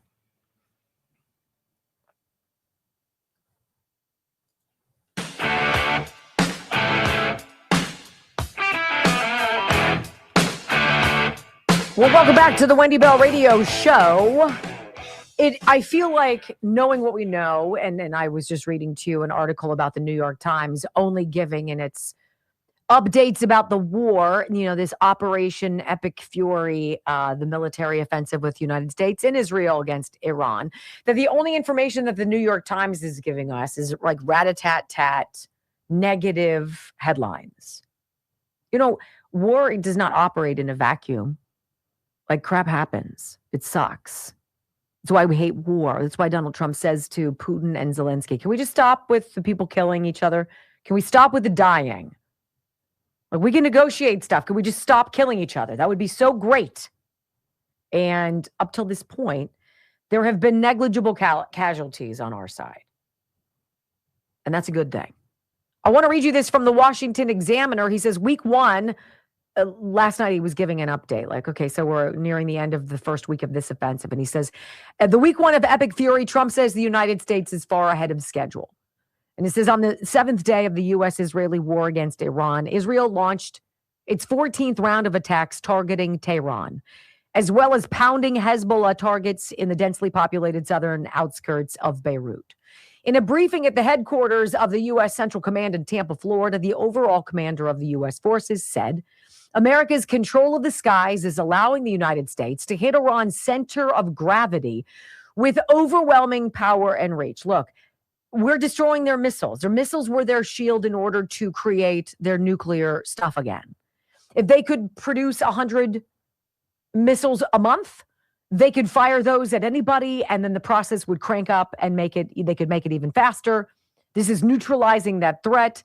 And this is Admiral Brad Cooper. He says, look, in just the last 72 hours, America's bomber force has struck nearly 200 targets deep inside Iran, including around Tehran. And he says, U.S. B-2 bombers dropped dozens of 2,000-pound penetrator bombs targeting deeply buried ballistic missile launchers. Notably, we have struck Iran's equivalent of Space Command, which degrades their ability to threaten Americans. And by the way, anybody who might be whispered about as the heir apparent to the Ayatollah there, we could take out, and we have been. So that's just the price of it. You don't want to meet us in the middle and come up with something and make a deal. We're going to bomb you into the middle of next week, and we haven't really gotten started. This was kind of interesting, though. President Trump with a group of men behind him. I'm like, who are these people? They're all wearing the same uniform or outfit. It is the Inter-Miami Football Club, the 2025 Major League Soccer champions. You know, you got war going on. You've got Trump talking to John Kennedy of Louisiana saying, hey, can I question Kristi Noem about whether or not you approve this $200 million ad buy, right? And then he's hosting the 2025 Major League Soccer champions at the White House or at Mar-a-Lago. I don't know where it is. And he's like, look, we've taken out 24 Iranian ships in 3 days. We're hitting their missile launchers literally 4 minutes after they launch missiles. They're calling me, the president says, about Iran. They're calling me, and they're begging for mercy. Here's the president with this soccer club behind him, flexing the muscles of peace through strength. And before we begin, I think I will say a few words about what's going on with respect to our operation in the country of Iran. The United States military, together with the wonderful Israeli partners, continues to totally demolish the enemy far ahead of schedule and at levels that people have never seen before, actually. We're destroying more of Iran's missiles and drone capability every single hour, knocking them out like nobody thought was possible. As soon as they set off a missile, within 4 minutes, the launcher gets hit. They don't know what's happening. But we have the greatest military anywhere in the world. Their Navy is gone. 24 ships in 3 days. That's a lot of ships. Their anti-aircraft weapons are gone. So they have no air force. They have no air defense. All of their airplanes are gone. Their communications are gone. Missiles are gone. Launches are gone. About 60% and 64% respectively. Other than that, they're doing quite well. I said, what's left? But they're tough, and they want to fight. And they're calling, they're saying, how do we make a deal? I said, you're being a little bit late, and we want to fight now more than they do. We've had 47 years, depending on the way you count it, but 47 years of horror with this group. And, you know, when you see somebody walking down the street without their legs, without the arms, whose face is so badly affected and hurt, it mostly came from 95% Soleimani and Iran. And we, other presidents, lived with it. I didn't live with it. And so our people are doing a great job. Again, the greatest military anyone's seen. And an absolutely captive, stoic, and expressionless, absorbing every word Miami Soccer Club, Inter-Miami Football Club. So interesting. When we come back on the Wendy Bell radio program, despite the media's constant barrage of negative news, Donald Trump still has the Midas touch, and my boyfriend Harry Enton has to admit it. Aw, Harry. Next. I found that so interesting, what he was saying. Like, he's going to use every opportunity he can to give an update, and he wants those young men behind him. Listen to what's going on. You're here. I want you to hear it. I have to go to the bathroom. I'll be right back. Are you needing to go? Good. Are you okay? Okay.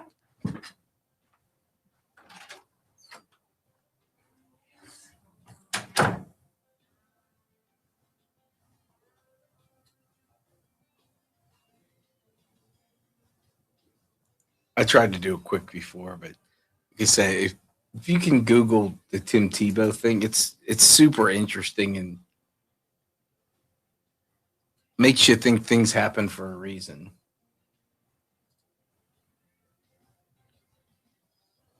Oh, Harry.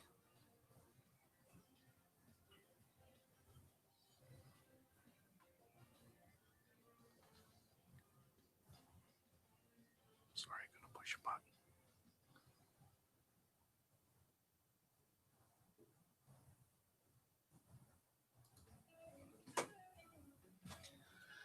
So what's going on? Don't forget Pet Show tomorrow, 10 a.m. It's going to be an hour. It's definitely an hour. I have somewhere to be. So if you're late, don't be late.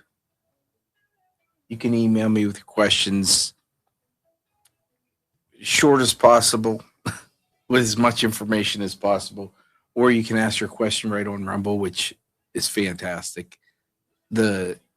Much rather have the interaction from the people actually watching.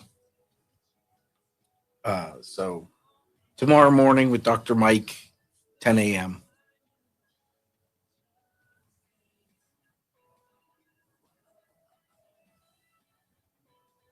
$2.5. You guys have an hour to get 500.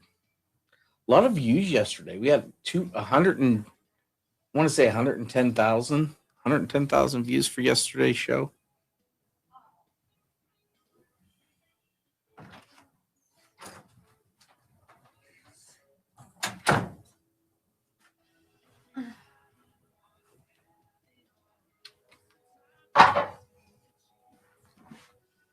And that's why working at Wendy Bell Radio. I did not hear what you were saying. I'm sorry. Nothing. I was trying to be funny. Did that work? No, apparently I didn't not, think because so. you didn't hear anything. So, yep. I like how that happens, don't you? All right, so we at 3,000 yet, you turkeys? No Sunday show this week. No. 252. God, that's bad. Do you guys like it when I sugarcoat it? I'm like, that's awful. All right, I've got time. I can do it. Okay. Let's see. So we should go back to this. 1, 2, 3. Employee Appreciation Day. 4. What do you want? Steak dinner would be nice. Why? Why what? Why wouldn't I want a steak dinner? Okay. I'll buy you steak dinner. Some beers. Okay. I've decided. Yep. If anyone needs anything, you better get your request in from me before 5 o'clock. What are you talking about? Because at 3:35, when I get home after letting the dog out. Yes. Whoosh, what are you going to be doing? Cracking open a beer? Yes, beer and pretzels. Okay. Well, there's nothing wrong with that. What is that? Look at this, a shark. Which means I'll last until about 5. And then I'll be sitting in my chair going. Wow, that's so sexy. Oh, yeah. It's Kate, aren't you lucky? $10 in appreciation for Brock's contributions. Oh, God. You browbeat people to give you money. Who? Thanks, Dems gotta go. They picked up your sappy. Give me money. Who said that? Hey, they gave you money for your stupid bitching and moaning. I wasn't begging for money. Oh, wow. Oh, look at that. He was just looking for me to pay something. Right? He wasn't looking for you to pay anything. He wanted me to pay something. Well, Ireland Contracting, 1-800-NEW-ROOF, IrelandContracting.com. Look, I never paid attention to people's roofs until I started talking about Ireland Contracting. And I'm like, Owens Corning, Platinum Preferred Vendor, like whatever. And then I started reading about it. I'm like, yo, you've got like the biggest roofing material maker in ever, who crowns the top 1% of their builders with like that moniker. What? Not everybody gets that. It's very unusual.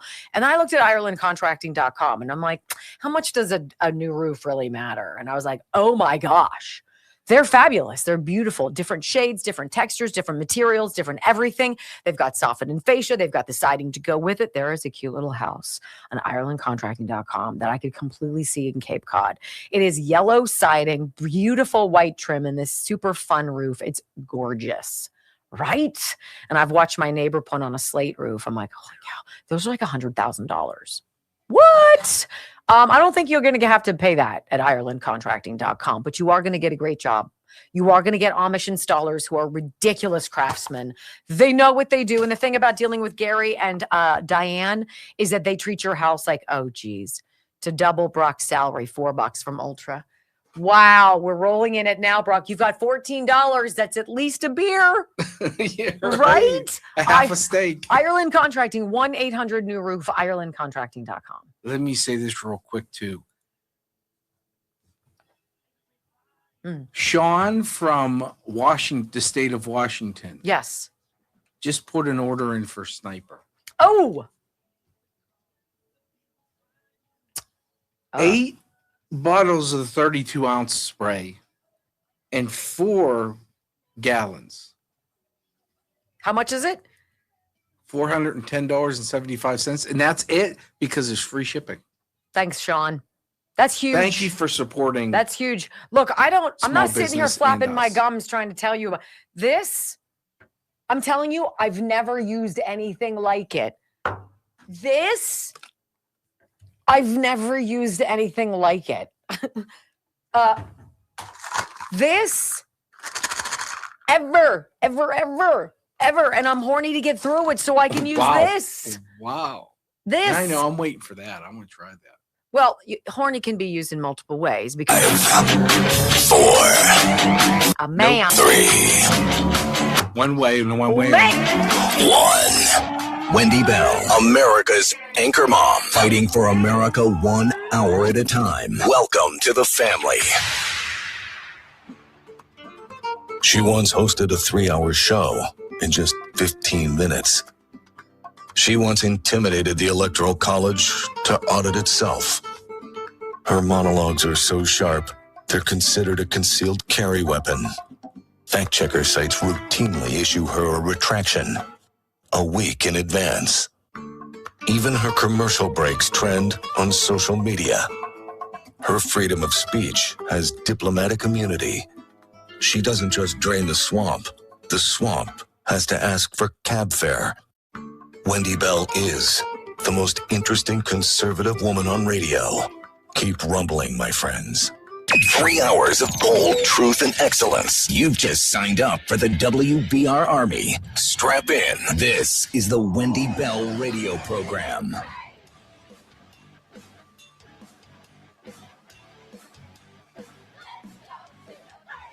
Welcome back. Hour number 3 of the Wendy Bell radio program on this Friday's On the Clock. This is your last hour of me for the whole week. I know. How are you going to make it?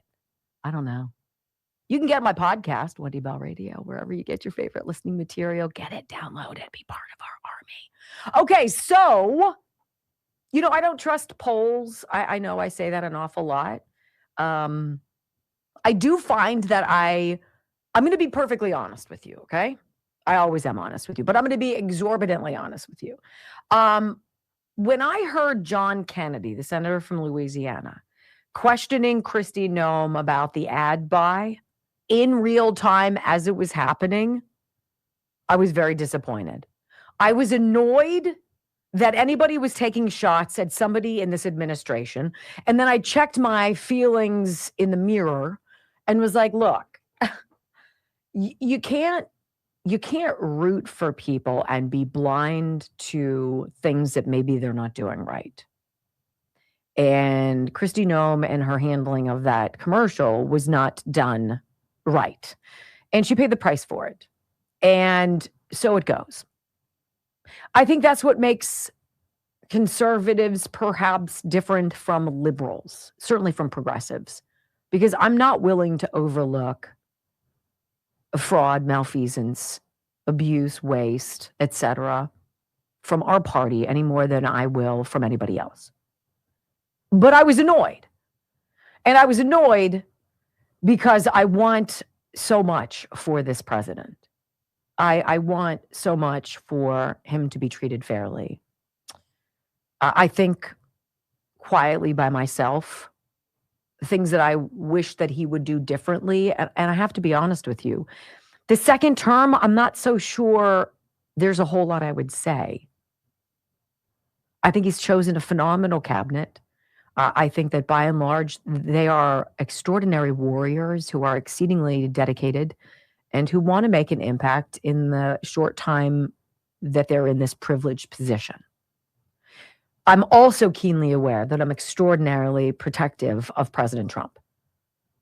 I can't stand the degree to which people have gone to hurt him, to try to kill him, who lie about him, who misinterpret things purposefully, who propagandize, who are deceitful because they know that this man is standing in their way.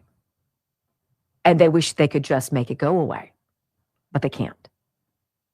And so I will preface this by saying most polls, I think, are bunk. And I think they are like leading you to water. They're meant to guide you to perhaps lay something that's coming down the road to make it be a little bit more palatable to you, to kind of test it on you. And it pisses me off. I don't need to be manipulated. I think life is complicated enough. We want leaders who do what they say they're going to do. And we haven't gotten it. And we've enabled a system in which that has been allowed. And for that, we are guilty. We are guilty in many ways. This president, though, I think he has worked tirelessly. I think he has been extraordinarily transparent. I think this White House has talked to us more openly than any other. And I think this president understands, with them shutting down his banks and shutting down his banking, shutting down his social media, he had to start something in order to stay connected to you. And he did, Truth Social, and tens of millions of us follow it because we want to know what's going on from the horse's mouth. Don't drag me to the water. I want to hear it from the horse's mouth. So Harry Enten is forced to say, you know what? We're going to look at stuff. I'm going to tell you that this president, he's underwater with these people. Oh, he's not. He's down south. We need to find Jack Cousteau's scuba gear to find his ratings. And he gives you this like roller coaster. One day it's this and one day it's that. But the thing that he cannot deny is that the base of people, and it's not just MAGA, the base of this party, the Republican Party, voted for exactly what is going on today. It is undeniable. President Trump's popularity and support from the base, from the Republican Party, is undeniable. It makes him, in fact, the greatest of all time. I heard Harry Enten say that today, and I was like, what? Say what? Which means on Monday, they're going to say he's the worst thing ever. So I want you to hear this. CNN's data goofball Harry Enten says the Republican base, not even MAGA, but the Republican base, sees very clearly what this president is doing, and they support him. Audio soundbite 1. Why? Because Republicans love Donald Trump more than any president's own party supporters loved him at this particular point. Just take a look here. Okay, own party supporters, 21st century presidents, own party approval about at this point in the second term. Bush was at 77%. Obama was at 77%. Look at this. 86% of Republicans approve of the job that Donald Trump is doing at this point. That is higher than either Obama or Bush had within their own party at this point. Trump's magic touch has not seemed to wear off yet when it comes to the Republican base. Isn't that wild? All the things they did to run interference for George Bush, all the things they did to prop up Barack Obama, both of them at the base. Highest level at this point, 77%, their base approved of them. Donald Trump, 86%. That is unprecedented. What does that mean? Is this mild, tacit approval? Is it Melba toast, plain old Cheerios, bread with no butter? No, it's not. It's something else. Here's Harry again. And what kind of approval are we talking about here? Okay, so we're talking about overall approval here. How about the strongly approved, not just like, but love. Okay, we're going to look at these same presidents again. Strong approval among your own party's base. What you see here is Trump is the only one who gets a majority at this point in their presidency. Obama was at 48%. Bush was at 47%. You see here Trump at 53%. Not as high as overall approval rating, but still getting a majority of the Republican base, at least in the average of polls, to say that they still really, really, really like him. So wait a minute, the president that everybody dislikes, that everybody was like, oh my gosh, what a joke. He's like a game show host. What is this guy? Why is he here? What? Oh yeah, he's way more approved at this point in his second term than Barack Obama, the first African-American president. Are you kidding me? What? Huh. That's so weird. It's almost like President Trump is good for America. We're not allowed to say that, and you'll never hear that on the news tonight.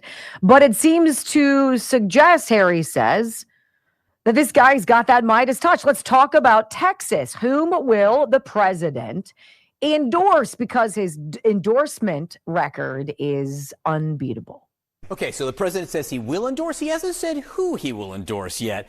But I bet you the prediction markets have a sense. Yeah, there have been rumblings. The prediction markets are hearing rumblings, and they think that it is going to be this man, John Cornyn, who's the incumbent, who, of course, got more votes in the initial round just on Tuesday. On Tuesday, the chance, according to the Kalshi prediction market, that he would be the GOP nominee for Senate in Texas was 24%. Now on the belief that Trump will endorse. Look at that. Up like a rocket, 85%, and that is because the markets believe what we saw on slide number 1, which is Trump's endorsement is very, very important. He's a GOAT. And that increase really only because of the endorsement. You got that right. GOAT. He goes like this, up with his hand. I got to be careful because last time I did that, I stuck my finger up my nose and I cut it. Now I have a scar. Like, I know, right? This is what I do to share with you the truth. I take it on the nose. Okay, but Harry's not done yet. He's like, look, if Trump endorses you, you've got an extraordinary chance of winning. And then he says, wait a minute, let's hear that again. Trump's support of a candidate is pure gold. Is that right, Harry Enton?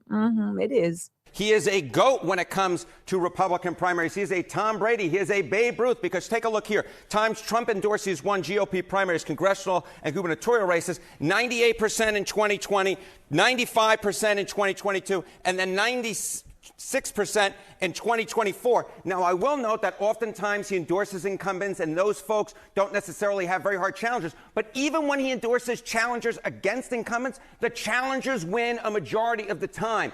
His endorsement, President Trump's endorsement, is as good as gold in Republican primaries. Well, even Brett Baer, the jerk I don't trust over on Fox News, he like kind of mumbles it under his breath as though it's like this throwaway line. He's like, yeah, quick 20 seconds on where Trump's polling stood yesterday on Thursday, March 5th, a week into this offensive in Iran that we're told is terrible. The New York Times is like, oh my gosh, this could be the end of Donald Trump. Well, Brett Baer in 20 seconds is like, yeah, about that. If you look at the Real Clear Politics average of polls for presidents at this moment, at this day, and you look at that chart, President Trump is at 43.3%, President Obama at 42.5%, President Bush at 38.7%. March 5th. That kind of is a slap in the face to everybody on the left, the machine, whose last 10 years has been about get Trump. It's been about listen to his phone call, tell everybody it was some quid pro quo, impeach the guy, talk about Russian collusion, talk about him sleeping in a bed that Michelle and Barry slept in and had hookers sleep on, right? Or pee on. All this that they've tried. And, oh boy, people really like what he's doing. When we come back on the Wendy Bell radio program, what's going on with Tucker Carlson? Look, I don't pay attention, but Jonathan Karl over at ABC News said something about President Trump that President Trump allegedly said about Tucker Carlson. And I was like, what? Say what? What do you guys think is going on? Let's talk about it next on the Wendy Bell Radio Network. I don't know. Like the last time I really paid attention to Tucker was when he went over and talked to Putin. And I thought it was a super interesting thing, right? I thought that what Putin said in like the history of Russia, you know, the retrospective back 800 years of Russia was interesting. And it was kind of interesting to watch Tucker be agitated. He's like, I can listen faster than you can talk. Can we get through this? Because it was like 2 hours of Russian history. And then Putin started dropping the morsels. And, I'm not so sure. I don't know. I don't know who the monsters are in the world. But if I was a betting woman, I do like some blackjack. If I was a betting woman, I would say that Putin is against all the child trafficking stuff. And that has something to do with this war, his war with Ukraine. It had something to do with it. So, thank you. Oh, let me read this. Oh, actually, I have time when we come back to read this.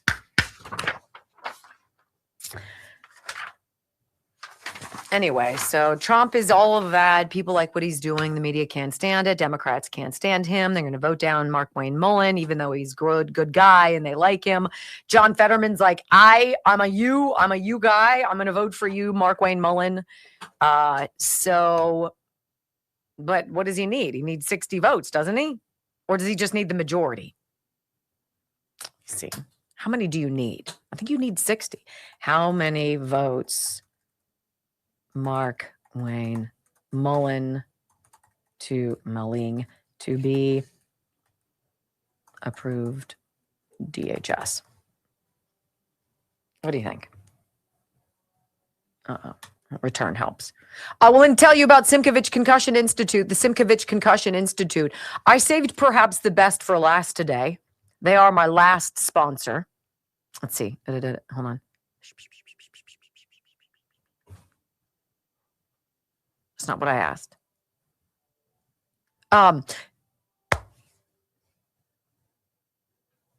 Not knowing what's wrong with your brain is a big deal. My mom had a lot of neurological issues. She had shunts in her brain.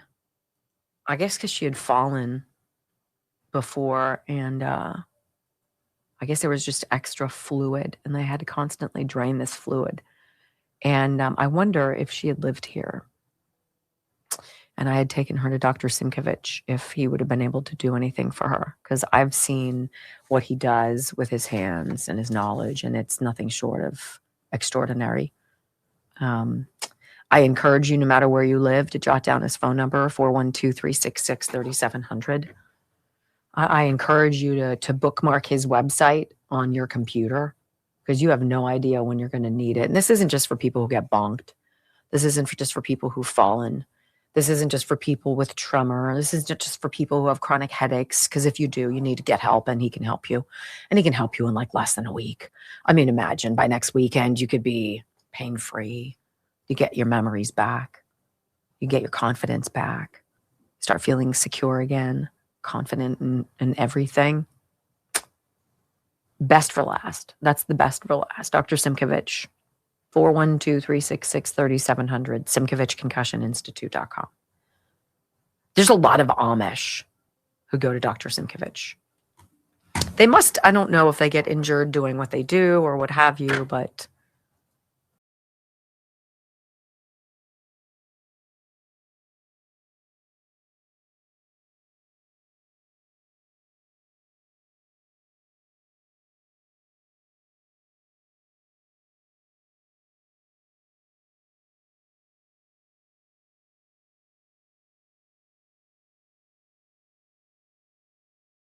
I found it a touch, well, more than a touch, off-putting. I would roll my eyes when I would hear Donald Trump self-aggrandize or talk about himself in the third person, or talk about, whatever, brag about the accomplishments, yada, yada. And I found it, the whole braggadocious thing, to me, I don't enjoy. But then I started paying attention to why he was saying the things he was saying and what he was saying. It's because nobody tells the truth.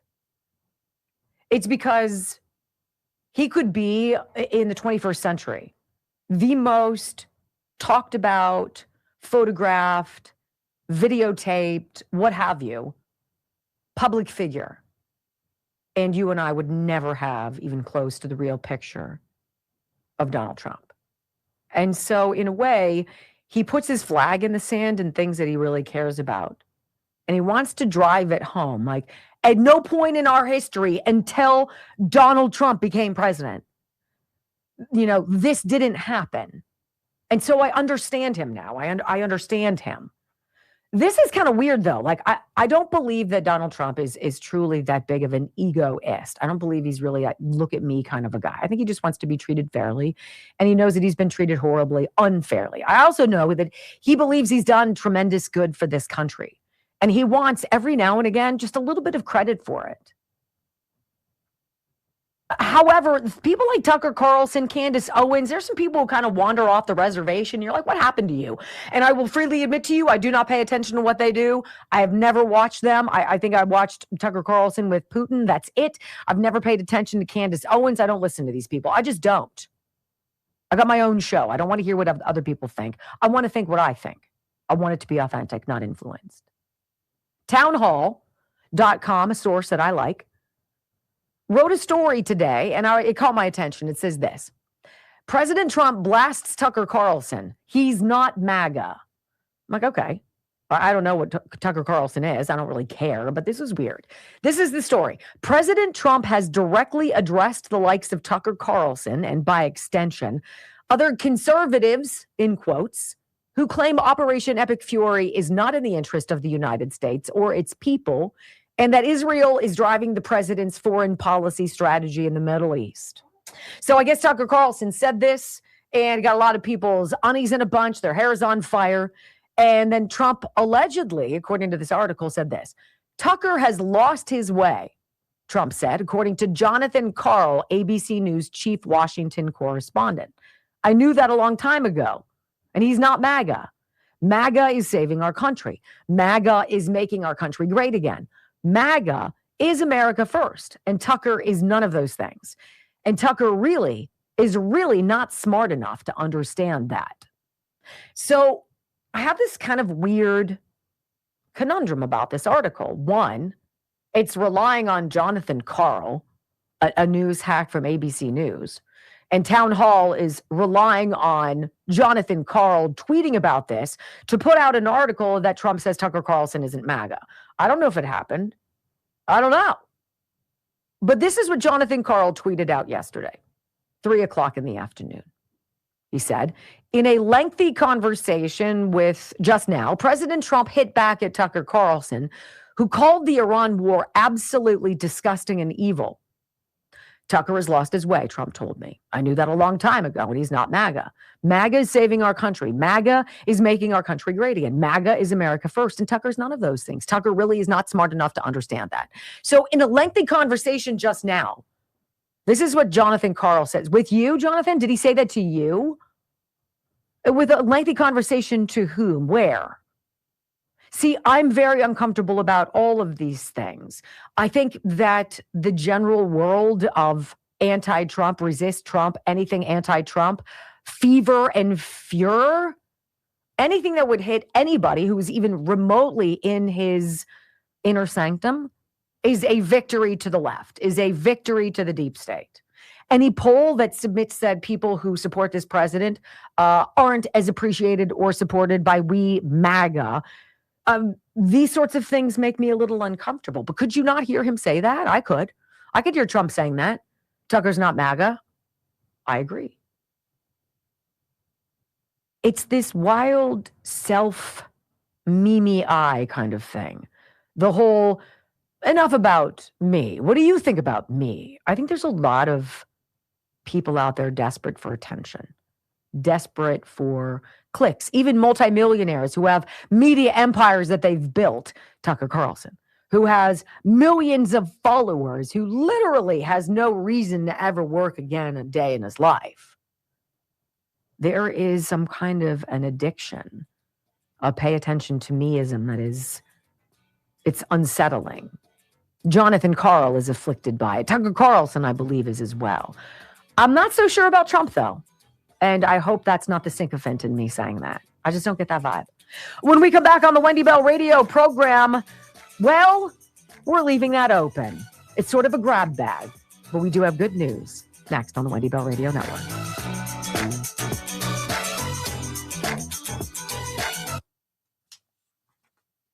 I don't know, guys. I could see Trump saying that.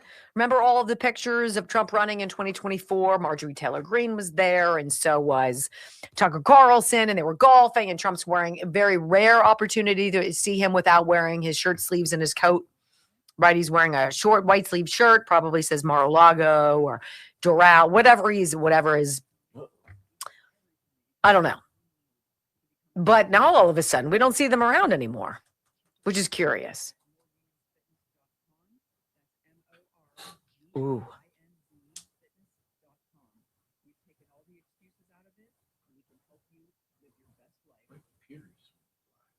Did it?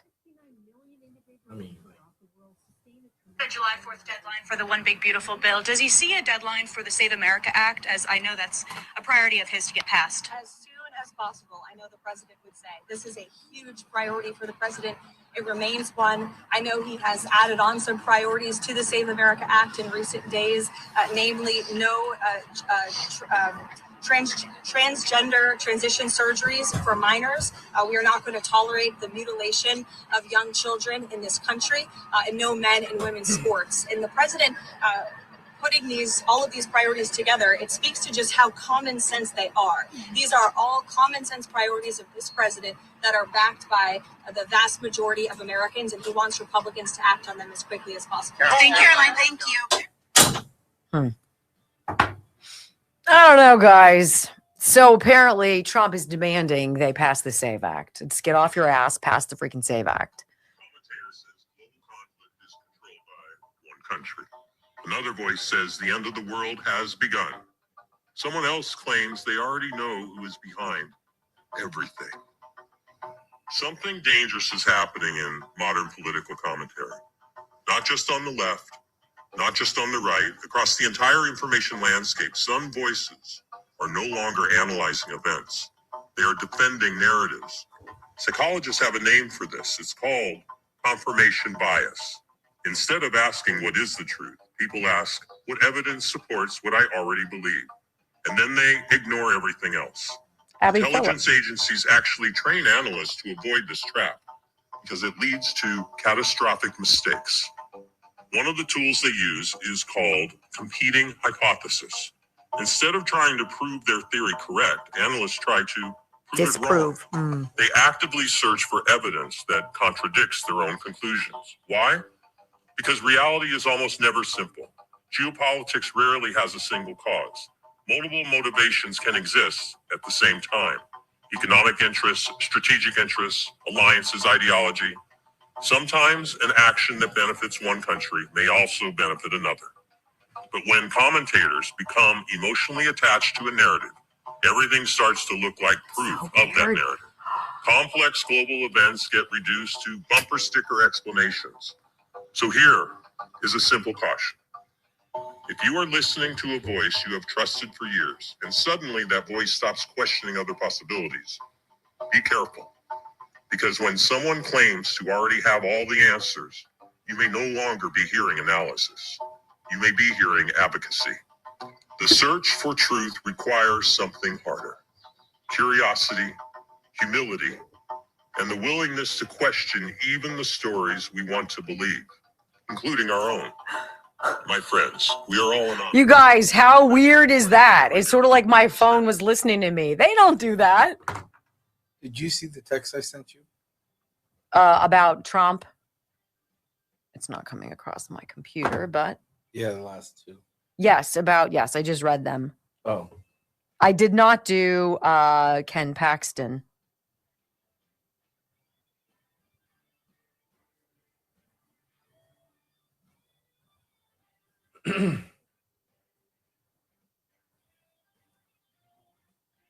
He is proven that he's not like a gnat you can just swat away. Very interesting. I'm talking about Ken Paxton. Let's see. What can we get on Ken Paxton? Brock said, I think it'd be great if we just kept this segment open because then, whatever. There's always stories there. I got it wide open. I got nothing. Well. Nothing.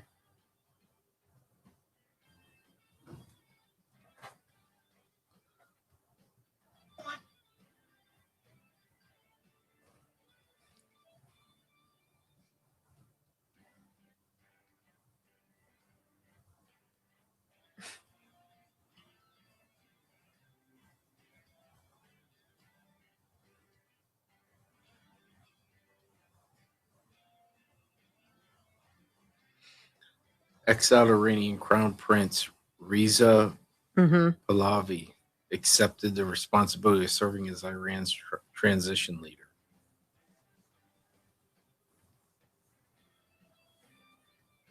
Well, there's a good chance he won't get killed.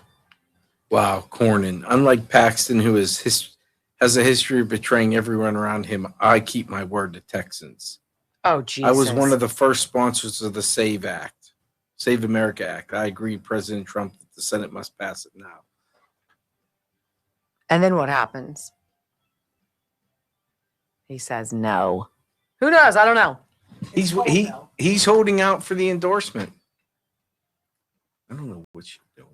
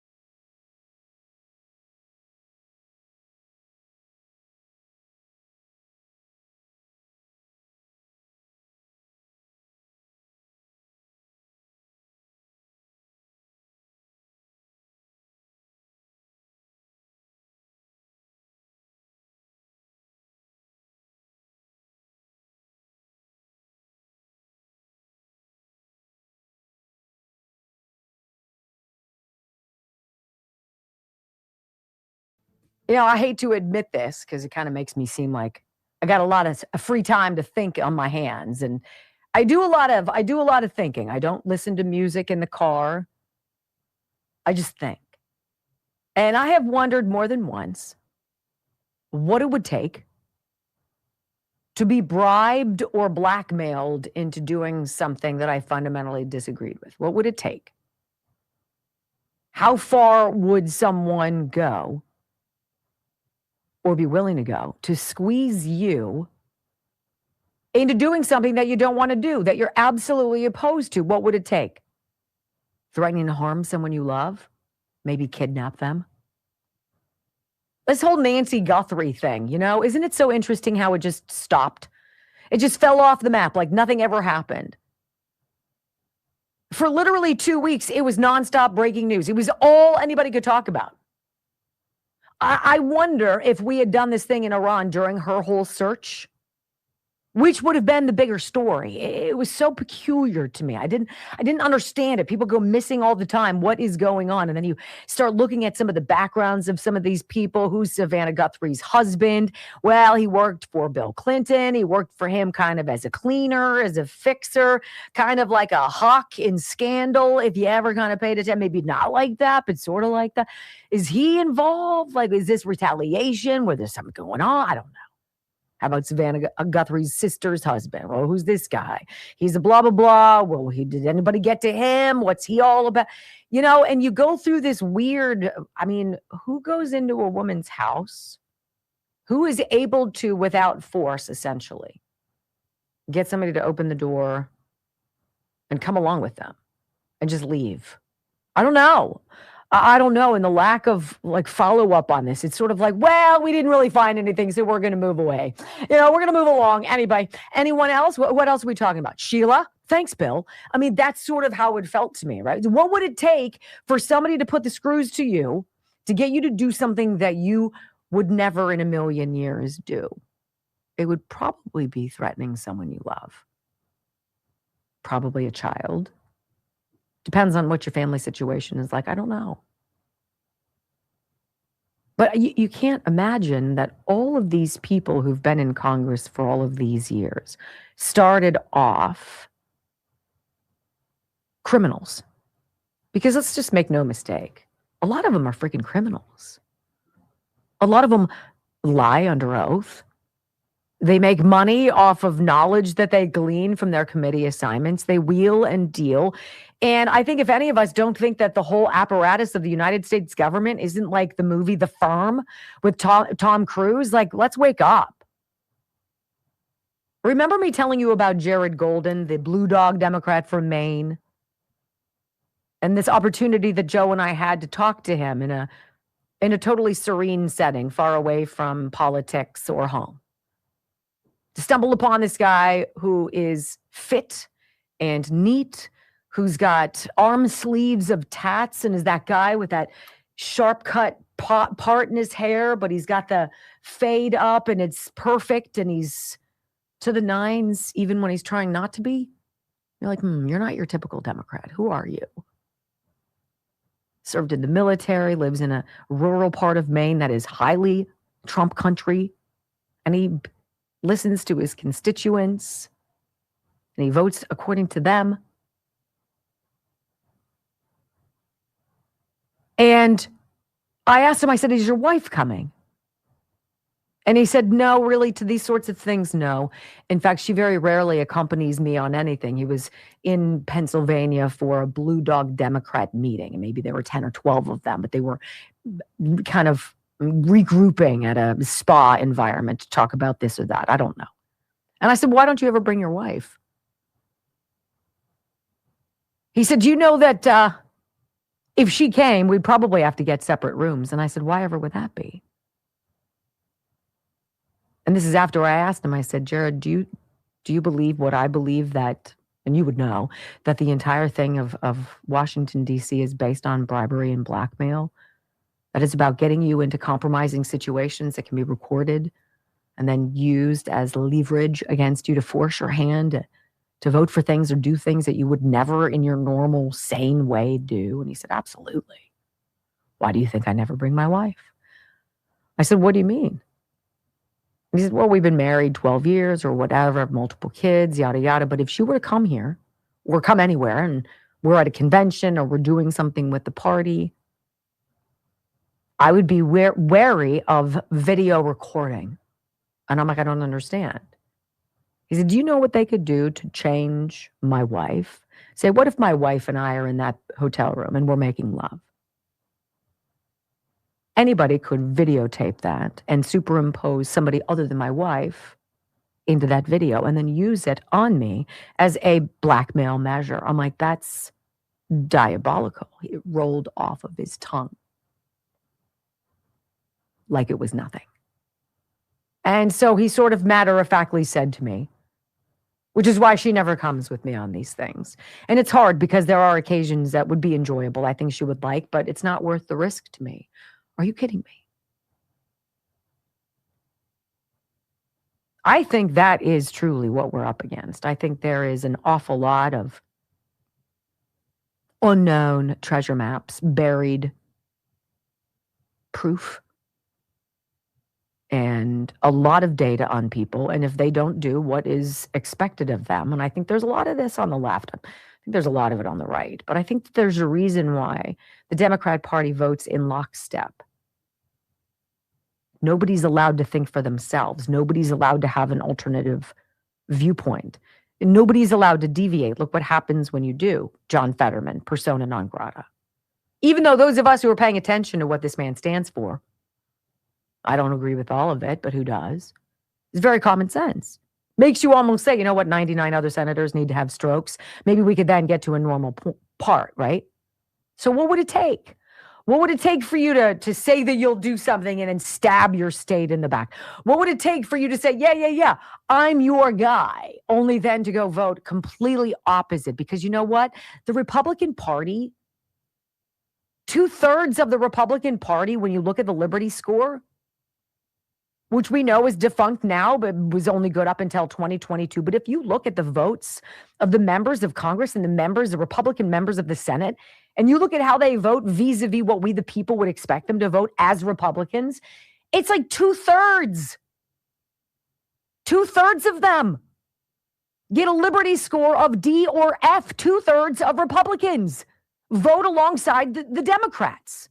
Now, what's more dangerous?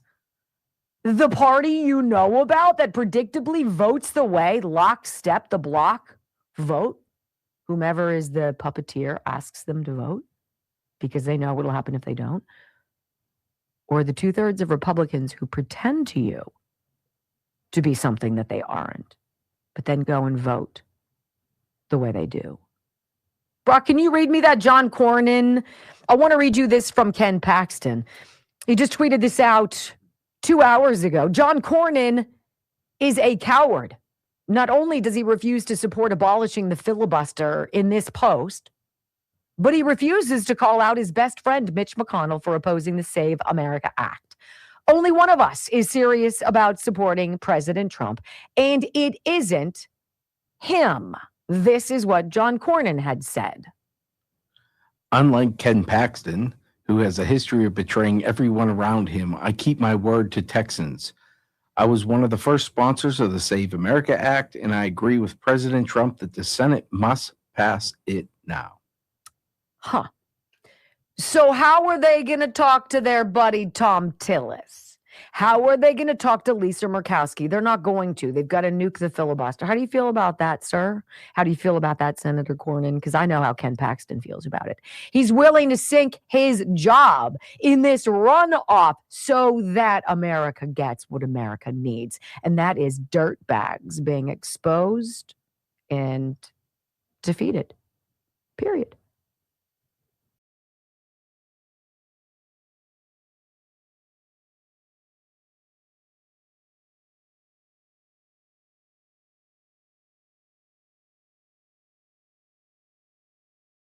Is a great On the Road with Steve Hartman. He goes to Jamestown, New York, where a semi-professional basketball referee suffered an on-the-court emergency and lived to tell the ultimate Cinderella story.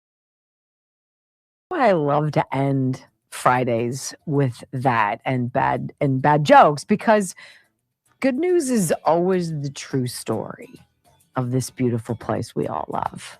And Steve Hartman has such an incredible way of capturing it. It's Bad Joke Friday next on the Wendy Bell Radio Network. Don't go anywhere.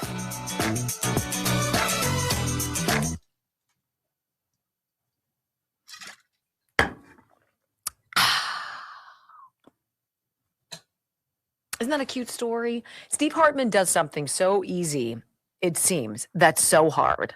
It's so time consuming to put together a 2-minute and 18-second story that you're like, can't stop. What's wrong? Nothing. There's nothing easy about that, because Used to that do 2-minute story is travel, is cutting it and then cutting it more to make it make sense, but fit it within the 2 minutes and roughly 30 seconds. I'm going to read, so you have to talk, okay? Well, I didn't Did we read get mine. it? Did we rumble? Oh my God, 275. Come on. Can we get 250 people? We could totally do that. And click the follow button. Okay, I have to read. Sorry.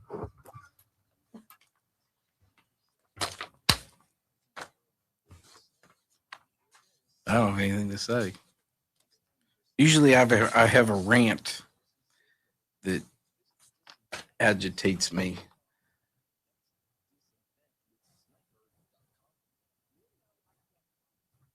But I will say that all this stuff with the SAVE Act, the fact that we have to negotiate and people get to hold out. John Cornyn's holding out for Donald Trump's endorsement. That's it. But the fact that Ken Paxton has to say, well, I'll step aside, and then we have to kiss John Cornyn's ass to get him to vote for what 85% of Americans, just not Republicans, 85% of Democrats want.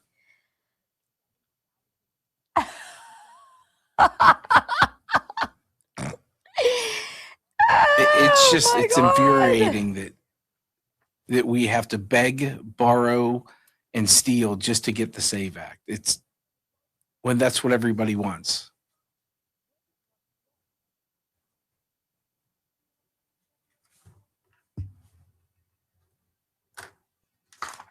Everybody say a prayer for me. I'm going to a gun bash. I'd like to win at least 3 to 4 guns. I'm O for every time I go.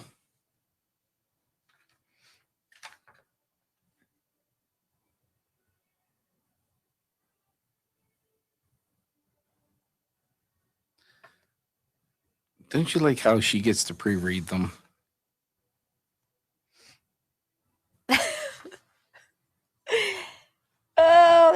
silly. Okay, I'm sorry, but at the end of the day, at the end of the week, we deserve it. These are so dippy, but somebody hit them out of the park.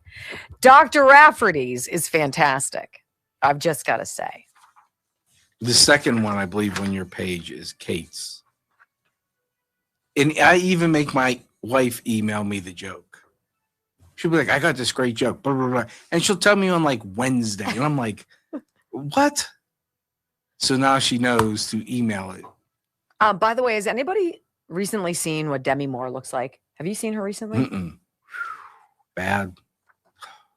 Come on, ladies. I don't know. Stop with the plastic surgery. Yeah, I don't understand Here's Brock's that. men's advice for women. From men don't give a rat's ass about that stuff. They don't. You're doing it for other women and whatever warped sense of self you have. Men don't care about that. Real men don't care about that. Real men. They would care about that, though. That's for damn sure. tulipblooms.shop/Wendy. Do yourself a favor and look there today or this weekend.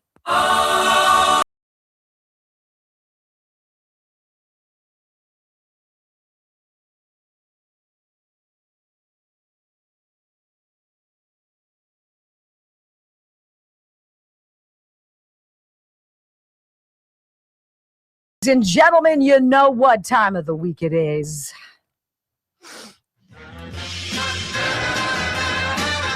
Ladies and gentlemen, I just flew in from New York and boy, are my arms tired. I'm joking, of course. Anywho, welcome to the Comedy Club. Won't you give it up to Wendy and Brock for Bad Joke Friday? Well, our first joke is always from our friend Dr. Richard Rafferty at the Disc Institute of Pittsburgh, and here's how it goes. A woman gives birth to twin boys, but due to difficult circumstances, she's got to give them up for adoption. One of the twins is adopted by a family in Egypt and is named Amal. The other is adopted by a family in Spain and is named Juan. Years go by, and she often wonders about her twins, hoping that one day they might be reunited. And then one day she gets a letter in the mail. It's from Juan. Excitedly, she opens it and finds a heartfelt letter in a recent picture of Juan. She immediately shows the picture to her husband, her voice trembling with emotion. Look, it's Juan. He's all grown up. He looks so happy, she exclaims. Her husband smiles warmly and says, it's wonderful, dear. It's so nice to see him after all these years. As the woman carefully places the picture in a frame, she sighs and says, I wish I had a picture of Amal, too. I'd love to see what he looks like now. Her husband gently pats her on the shoulder and tells her, honey, they're twins. If you've seen one, you've seen them all.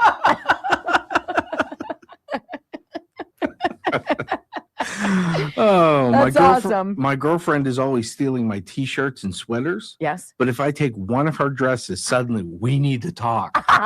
That's awesome. What kind of pants does a psychic wear? A pair of normal pants. My boss. I love My her. boss is going to fire the employee with the worst posture. Oh. I have a hunch it might be me. Oh, geez. If a trans person goes missing, do we put their picture on a carton of half and half?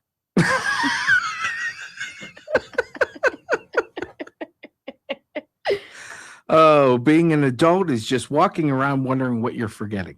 Facts. That is a factual. Facts. That's not even a joke. What That's a fact concert statement. cost 45 cents? 50 Cent featuring Nickelback. Oh, God. Behind every angry woman is a man who absolutely had no idea what he did wrong. Oh my gosh. Well, you know, my girlfriend was complaining last night that I Ooh. never listened to her or something like that.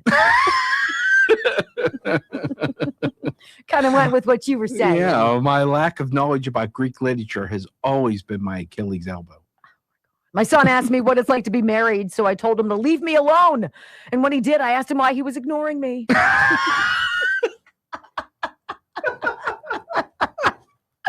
Oh. How did the blonde break her leg? Uh-oh, how? While raking leaves? She fell out of the tree. Oh, jeez. Did you hear about the Italian chef who died? Super sad. He passed away. We can only do so much. His legacy will become a pizza history. Oh, God. People need to stop putting flyers on my car. Yeah. I have no desire to see a band called Parking Violation or at a bar called Courthouse. Why do people say break a leg when you go on stage? Because every play has a cast. Oh, God. I know. I'm having a beer to celebrate tonight. Today would have been my birthday if I hadn't been born today.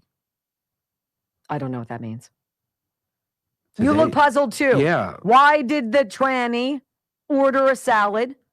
He was a herbivore. Herbivore. Oh, herbivore. God. Ah! Dad Sorry. tip, if you meet a woman who admits she's wrong, apologizes, and changes her ways, run. It's a dude. Oh, ouch. That's like the crazy hot matrix. Yes. What do you see when the Pillsbury Doughboy bends over? Oh, gosh. Mm-hmm. Why are they Pop-Tarts and not Mom-Tarts? Huh. Because of the patriarchy? Oh, gosh. Did you hear that the Iranian Navy now has 20 new submarines? Yeah, they used to be battleships.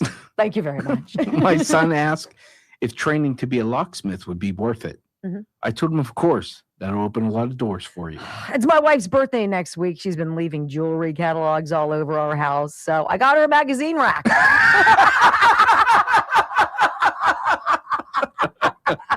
That's a good one. A hooker stops screwing you when you run out of money. Okay, there you go. I don't know what that was, but it's true. Wait, what? What? It says a hooker what's the difference between a hooker and a Democrat? A hooker stops screwing you when you run out of money. Wow, you butchered that one. I did. Have a great, peaceful weekend. Love you guys. Peace.